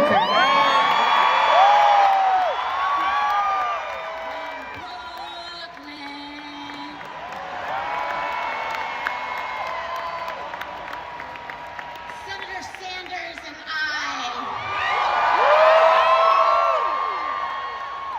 recently came in. We were in Indiana last night. We both paid a visit to the home of the great Eugene Debs. With the National Eugene Debs Award, in which the foundation and the people who steward Debs' legacy have honored Senator Sanders as the foremost leader and advocate for labor and class struggle in the United States of America. That's right. And so I know we all love him so dearly this year in introducing Senator Bernie Sanders.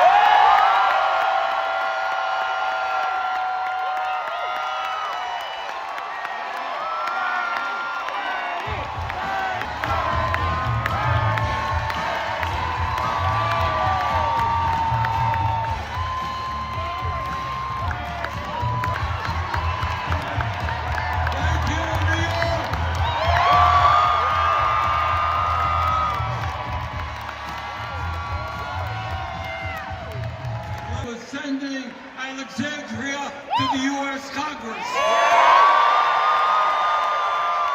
She is not only one of the great members. This mayor's race, my friends, is different. It is not just the folks here in New York City who are paying attention. Here in New York City who are paying attention. It's not just very concerned about who wins this election. Are paying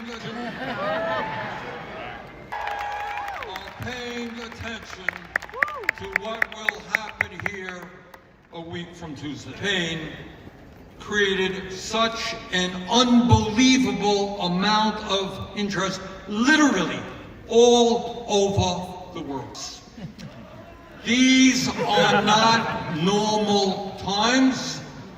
This is not a normal. This election takes place at a time in America have never ever our country are living paycheck to paycheck, decent quality food, struggling how to figure out how they of America, the wealthiest country in the history of the world, has one of the highest rates of childhood poverty and senior poverty of almost are homeless. Shame! Shame! Election you get one vote. Election is taking place. Is that people want to know the answer to one never ever had so much economic and political power.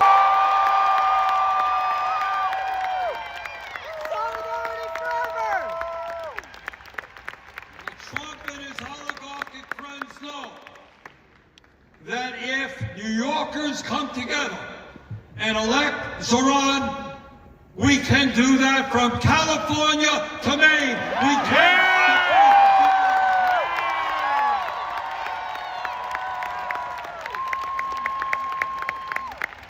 And what the oligarchs fear, what they fear is that people will start understanding that this country belongs to. And all over the country, when people are inspired, when people are standing up to power, they will ask some very simple questions. Why are we in the United States the only major country not to guarantee health care to all as a human?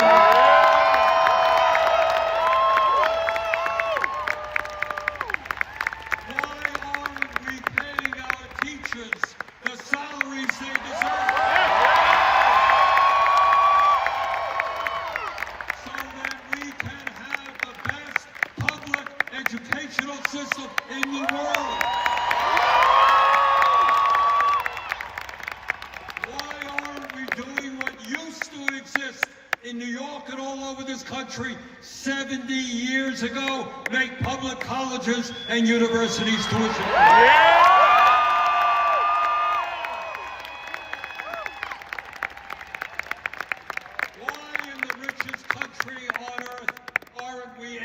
Homelessness and building 5 million units of low-income and affordable.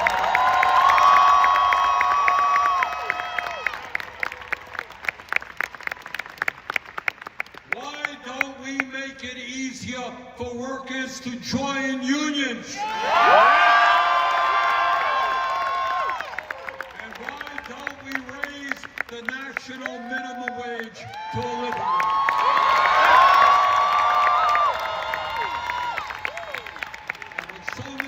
22% of seniors in America are trying to survive on $15,000. Why are we raising Social Security? And why don't we have a foreign policy which does not spend billions of dollars on a Netanyahu government starving children?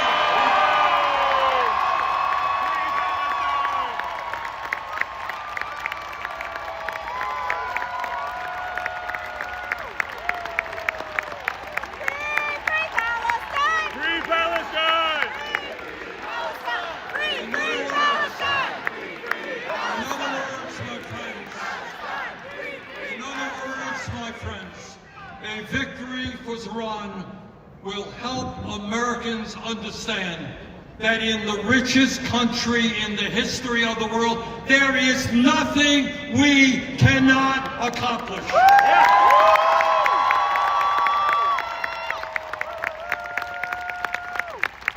Now, the oligarchs and the political establishment in New York tell us that Zohran's agenda for New York is radical. Really? At a time when working families in this city are finding it hard to live here because of the outrageously high cost of housing, I don't think it's radical to say that the city should freeze the rent and triple its stock of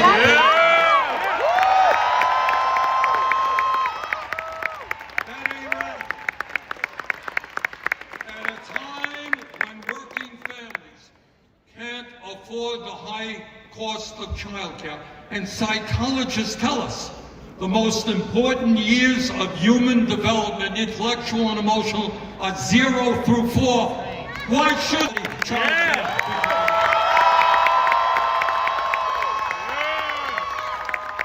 At a time when getting to work is too expensive, and we want to encourage more utilization of public transportation, it is not a radical idea to say that buses in this city should be free and paid.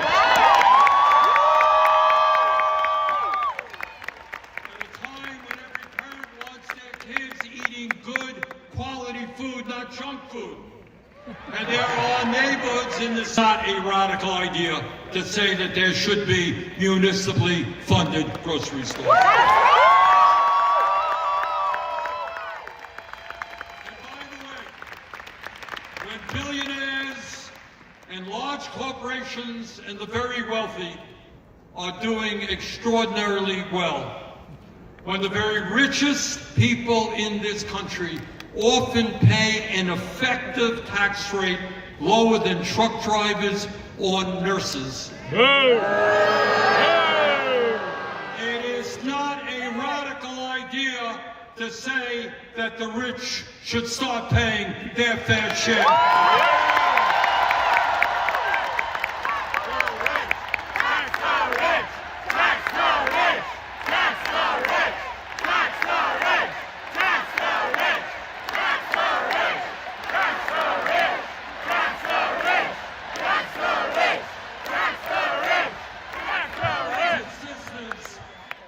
Brothers and sisters, these ideas are not radical. They are common sense, and they are what the people of New York. As someone who served as mayor of Burlington, Vermont for 8 years, a city just a little bit smaller than New York, I can tell you, absolutely, that being mayor is not an easy job. In local government, the people hold you accountable for everything. For picking up the trash, for crime problems, for the quality of education their kids receive, for traffic jams, and it is not easy. Zohran Mamdani as mayor is not going to have all the answers. The problems facing this country and every other major city in America are in fact enormous. So let me say this to you from the bottom of my heart. When he is elected,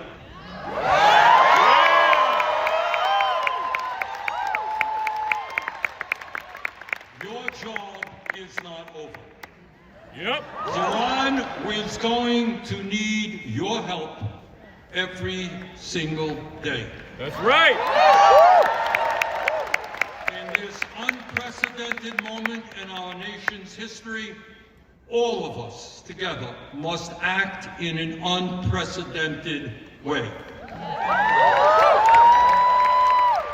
And that means governing New York City and other cities in an unprecedented way. Please do everything you can to work with Zohran in order to make him and his administration the best administration in the history of New York.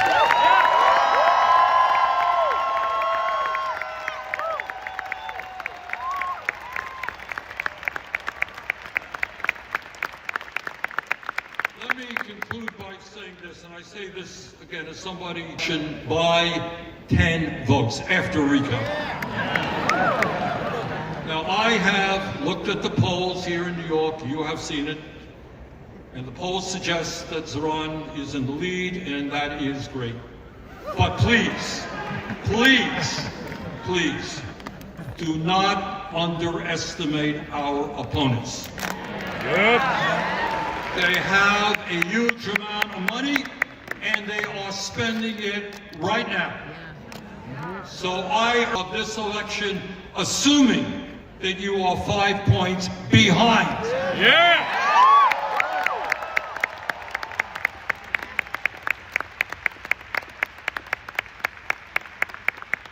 So what you guys are going to have to do, along with the other 80,000 volunteers in the Mamdani campaign, you've got to do everything that you can to bring people to the polls in early voting, which is taking place right now, and on Election Day. None of us want to wake up the day after the election and find that we lost that election because our opponents outworked us. That must not happen.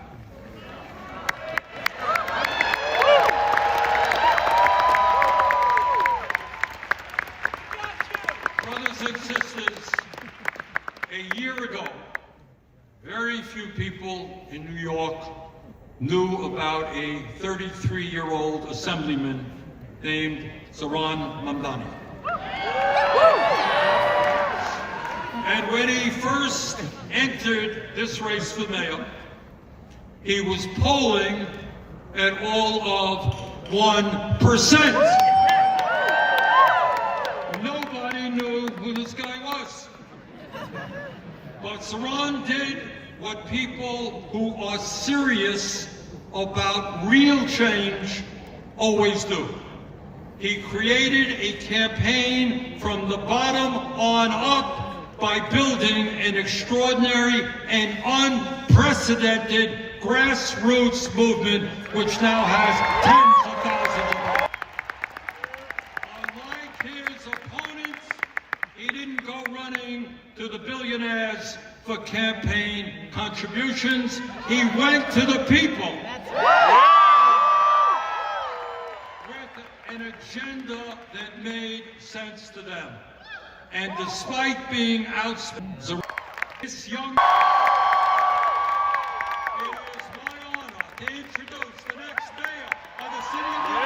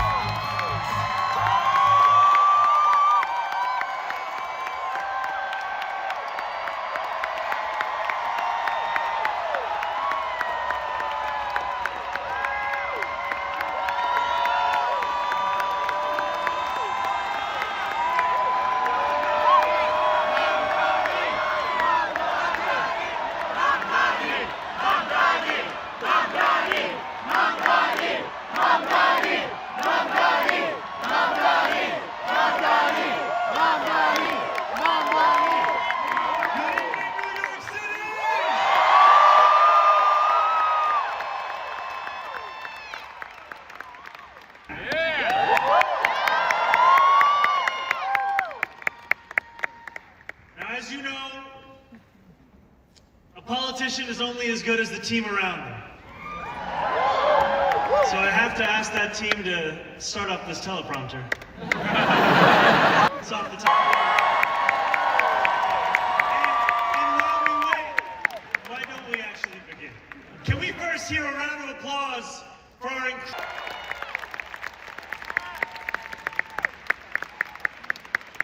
Can we hear it for the elected officials, the labor leaders, and the New Yorkers who have joined us this evening?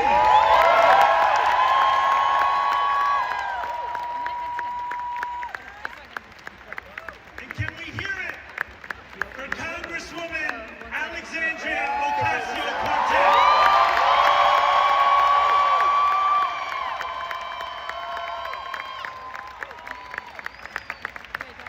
You know,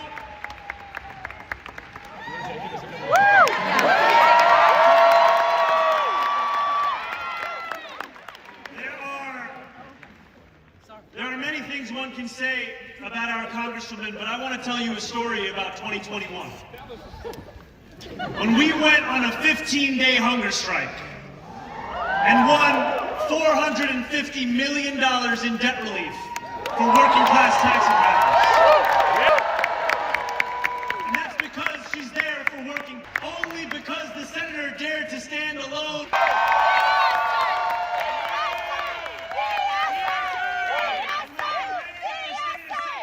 Almost 6 years ago to the day, it was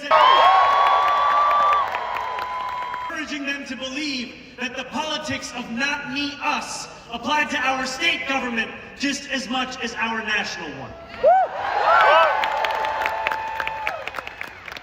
When we win on November 4th,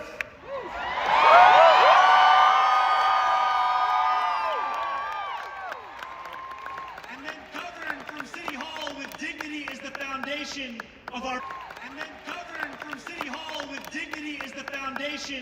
our politics. It will be because of the movement that Bernie built. Yeah.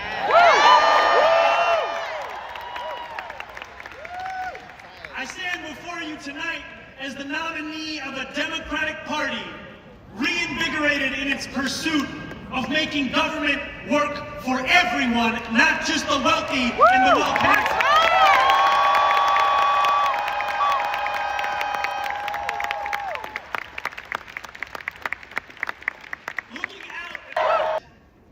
Yet when we launched this campaign on October 23rd, 1 year and 3 days ago, 1 year and 3 days ago, there was not a single television camera there to cover it. When we launched this campaign 1 year and 3 days ago, my name was a statistical anomaly in every poll. 4 months later, as recently as this February, our support had reached the eye-watering heights of 1%. We were tied with noted candidate, someone else. I always knew we could beat him. When we launched this campaign 1 year and 3 days ago, the political world did not pay it much attention because we were looking to build a movement that reflected the city as it actually is, not just the one that political consultants think exists on a spreadsheet. Yeah. And when we launched this campaign 1 year and 3 days ago, we were dismissed as a punchline in the halls of power.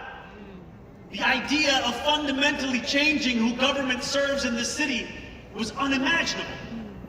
Even if we gained momentum, they asked, how would we ever overcome the tens of millions of dollars in a tax that would fall? Yet we knew then what we know now. New York is not for sale.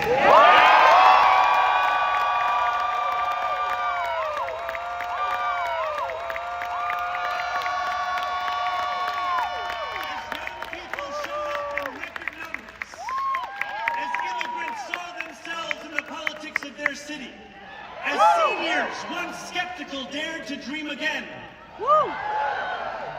We spoke with one voice. New York is not for sale. And now, as we stand on the precipice of taking this city back, as we stand on the precipice politicians and the billionaires that fund them.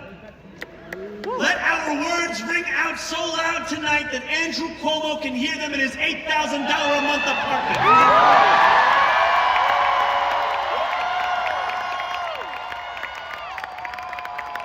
Let them ring so loud so that he can hear us even if he's in Westchester this evening. Let them ring so loud that his puppet master in the White House hears us.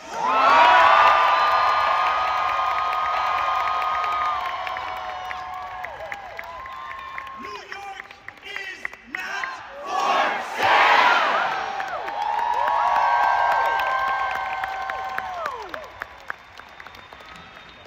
13 days after we announced our candidacy, Donald Trump won the presidency once again. The Bronx and Queens saw some of the largest shifts to the right of any counties in our country. No matter what article you read or channel you turned to, the stories seemed to be the same. Our city was headed to the right.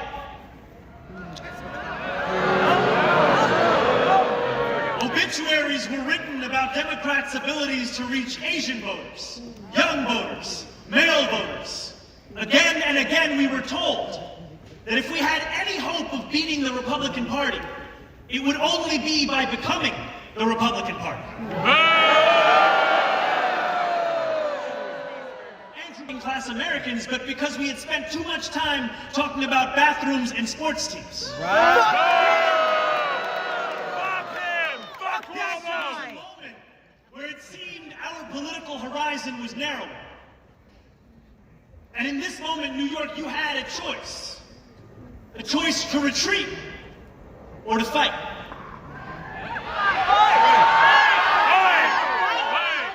And the choice that we made was to stop listening to those experts and to start listening to you. We went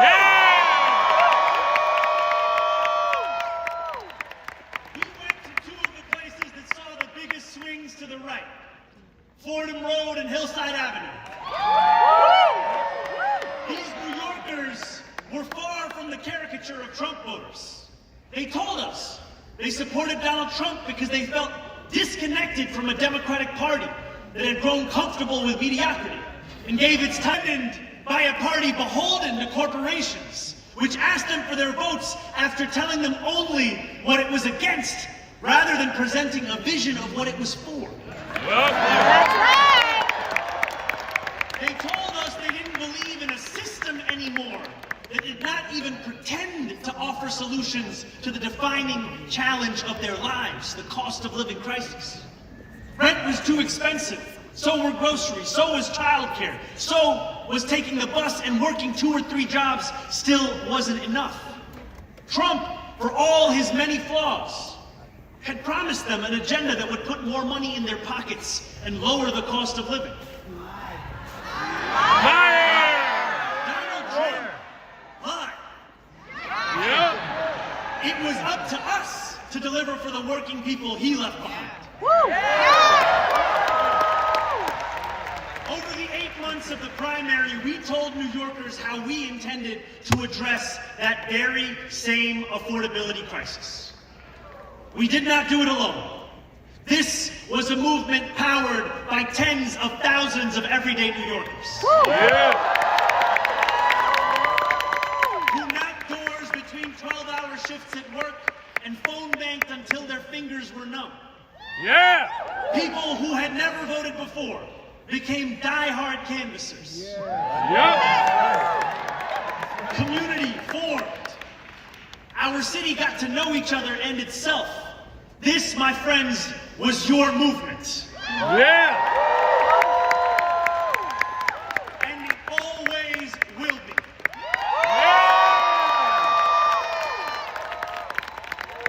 As the snow melted and the frost thawed, this campaign began to grow faster than anyone ever imagined possible.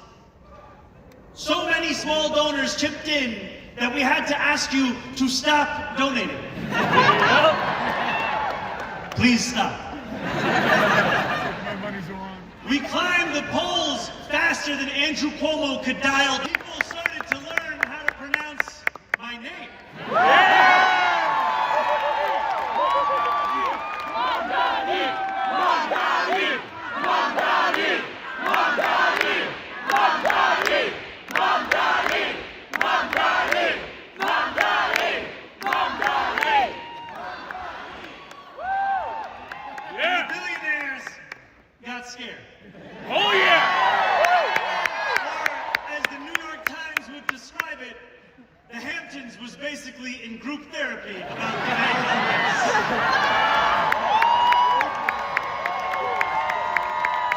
the Andrew Cuomo and of smallness. Hell yeah.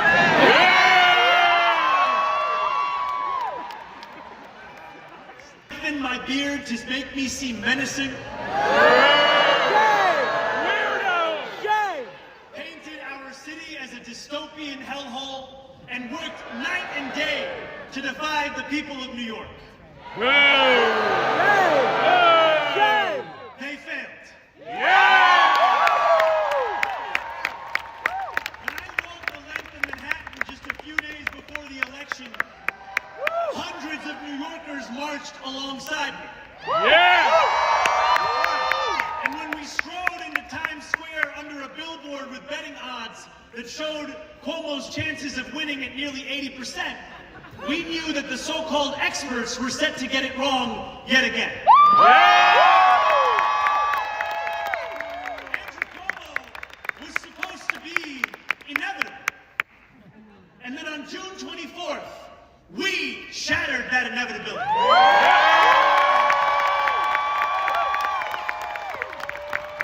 We won by 13%.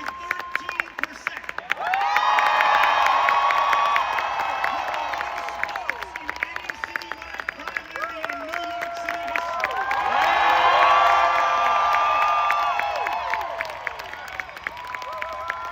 Some of those New Yorkers had voted for Trump.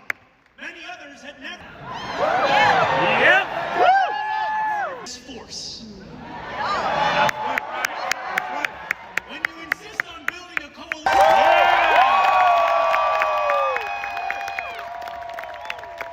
that force has only grown over these past 4 months. We now have more than 90,000 volunteers. And we have spoken to millions more New Yorkers.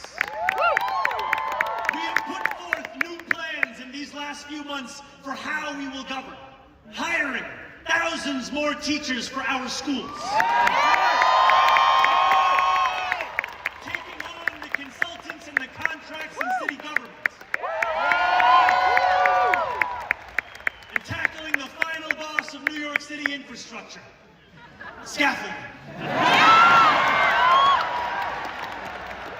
But over the past few weeks, as this race has entered its final days, we have witnessed displays of Islamophobia that shock the conscience.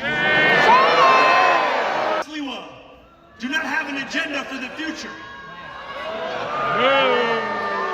All they possess is the playbook of the past. They have sought to make this election a referendum not on the affordability crisis that consumes New Yorkers' lives, but on the faith I belong to and the hatred they seek to normalize. We spent months. Now we are being forced to defend the idea that a Muslim is even allowed to lead it. These same big money donors and disgraced politicians have sought to rob us of our, and time and again they have encouraged you to imagine less, because they know that a reimagined New York hurts their bottom line. That's right. I believe that this city is like the universe, constantly expanding. We deserve a city government as ambitious as the working New Yorkers who make it the greatest city in the world. We cannot wait for someone else to deliver it. We are not afforded the luxury of waiting, because too often to wait is to trust those who delivered us to this point. Yep. On November 4th, we will set the course of our city back in the direction it belongs. And in doing so, we will answer a question that our nation has wrestled with from the dawn of our founding. Who is allowed to be free? There are some who hear that question and they know the answer without hesitation. They are the oligarchs who have accumulated vast wealth off those who labor from before the light breaks the horizon until long after color has drained from the sky. These are the robber barons of America, and they believe their money affords them a larger say than the rest of us. I am not just talking about the Bill Ackmans and Ken Langones of the world. I speak of people whose names you are not familiar with, who have no qualms about contributing more to super PACs than we would ever tax them, and who celebrate when those PACs flood our airwaves with commercials that plaster the words "global jihad" over my face. Freedom doesn't just come at the expense of dignity and truth. It comes at the expense of the freedoms of others too. They are the authoritarians who seek to keep us pressed beneath their thumbs, because they know that once we shake ourselves loose, we will never be held down again. Each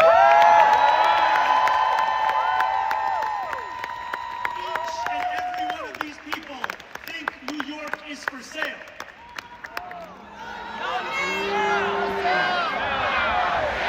Not for sale! Not for sale! Not for sale! Not for sale! My friends of New York are the wealthiest people in the wealthiest city, in the wealthiest nation in the history of the world. They do not want the equation to change. They will do everything they can, as it is non-negotiable. We are all allowed freedom.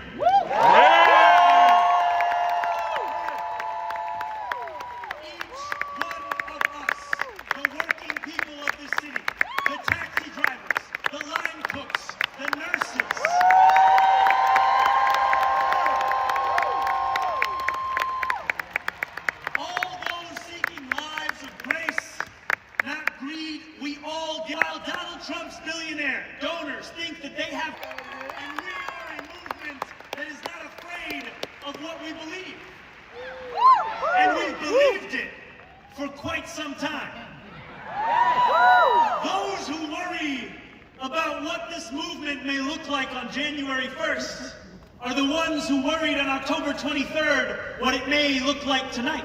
But our purpose has not changed, and neither have our promises. As I said on the evening I announced, the job of government is to actually make our lives better. Yes! And in the exact words I said on October 23rd, here is what we stand for, my friends. We are going to freeze the rent for more than 2 million rent-stabilized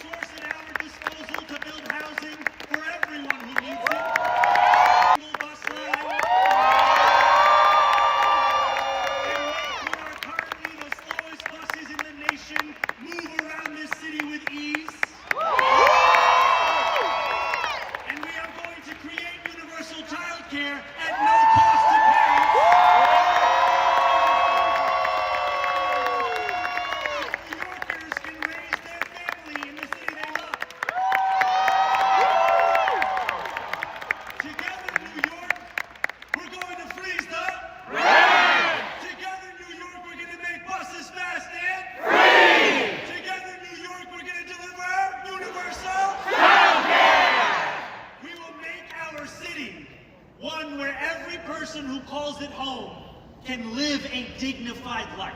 Yeah! No New Yorker should ever be priced out of anything they need to survive.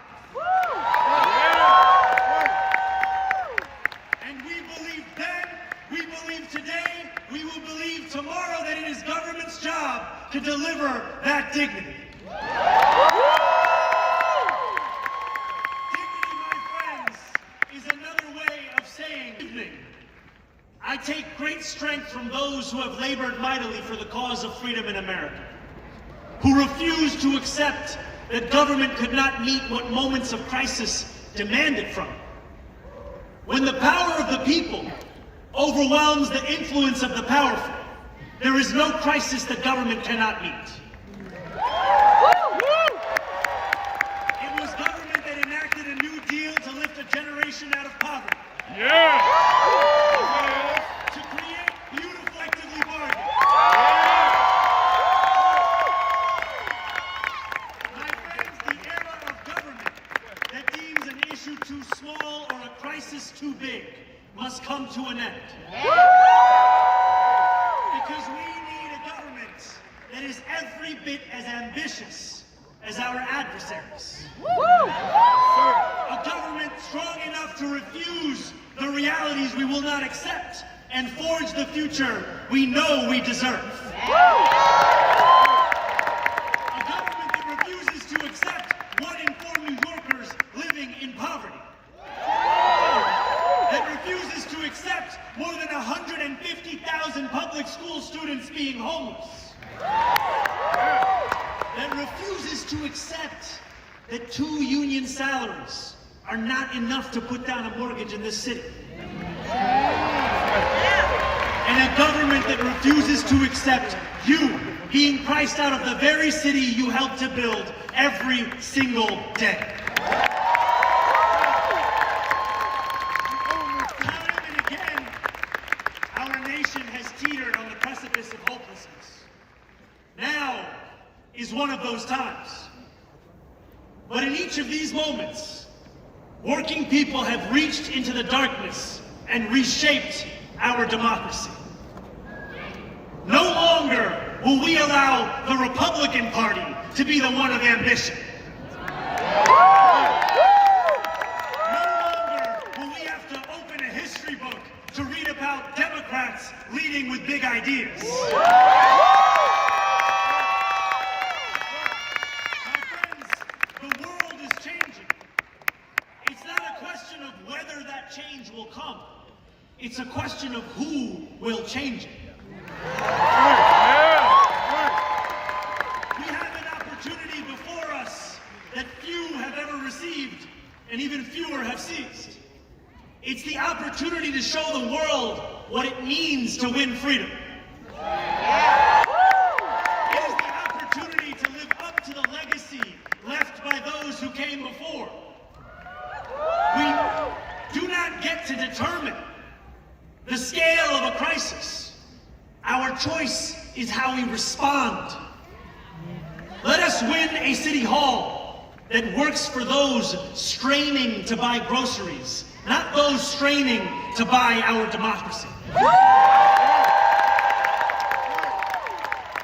work of governing will begin.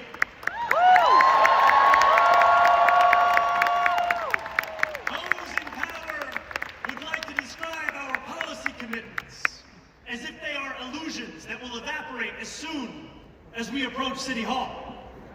Let us show them instead that they are invocations of the future that we will win. And let us prove to each and every New Yorker that a politics of expansion does not just mean imagination. It insists upon fulfillment.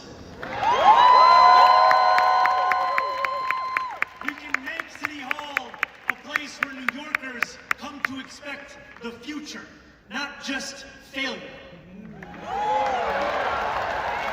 But we are not there yet. Just as Andrew Cuomo's victory in the primary was thought to be inevitable, the same narrative has started to form around us today. When you read the articles that tell a post-election story of triumph while we are amidst early voting, when you see the Kalshi odds that have our chances of victory in the 90s. Know this, you are reading the same things that Andrew Cuomo read when he went to sleep each night in June, believing that his victory was promised. We cannot allow complacency to infiltrate this movement.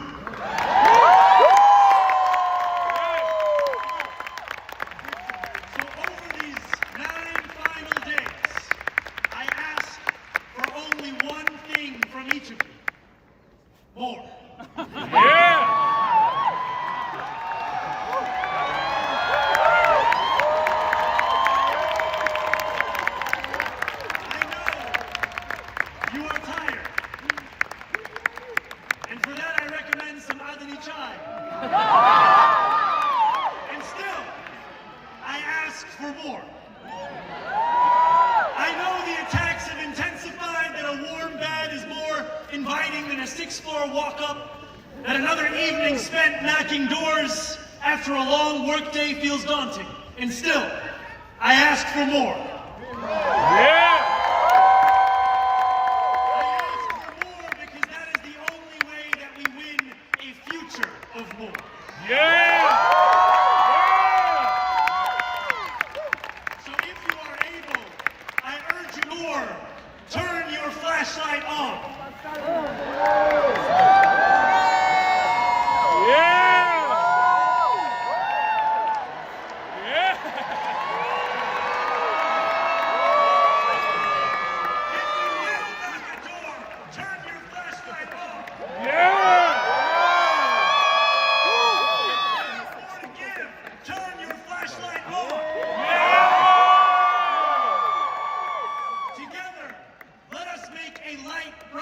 To banish any darkness. Powers that be will throw everything in their arsenal against us. They will spend millions more dollars. They will attack us from every conceivable angle. But we will not bend. We will not flinch. We will triumph over the oligarchs, and we will return dignity to our lives. Nearly 89 years ago to the day, FDR spoke before a crowd of thousands at Madison Square Garden. He said, "I should like to have it said of my first administration, that in it, the forces of selfishness and of lust for power met their match. I should like to have it said of my second administration that in it, these forces met their master." My friends, I should like to have it said of our campaign that in it, the forces of selfishness and lust for power met their match.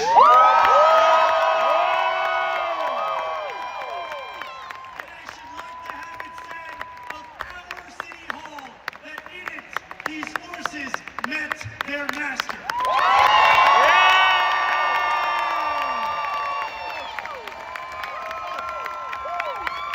New York, our work has only just begun.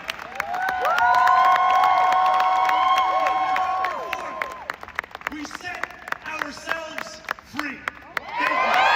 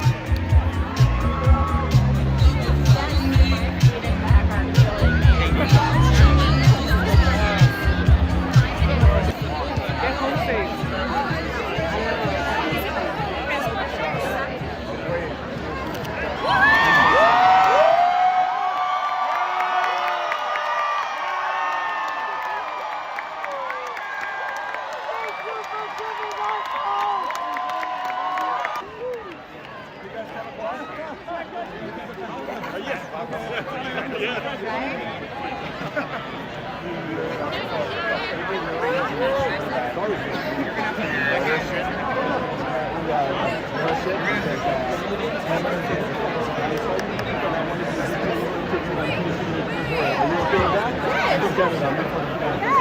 Oh, sorry. I'm so thirsty. I'm sure. Okay, I'll try to make this quick.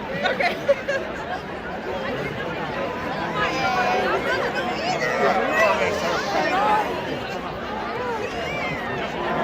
So, we're starting that branch.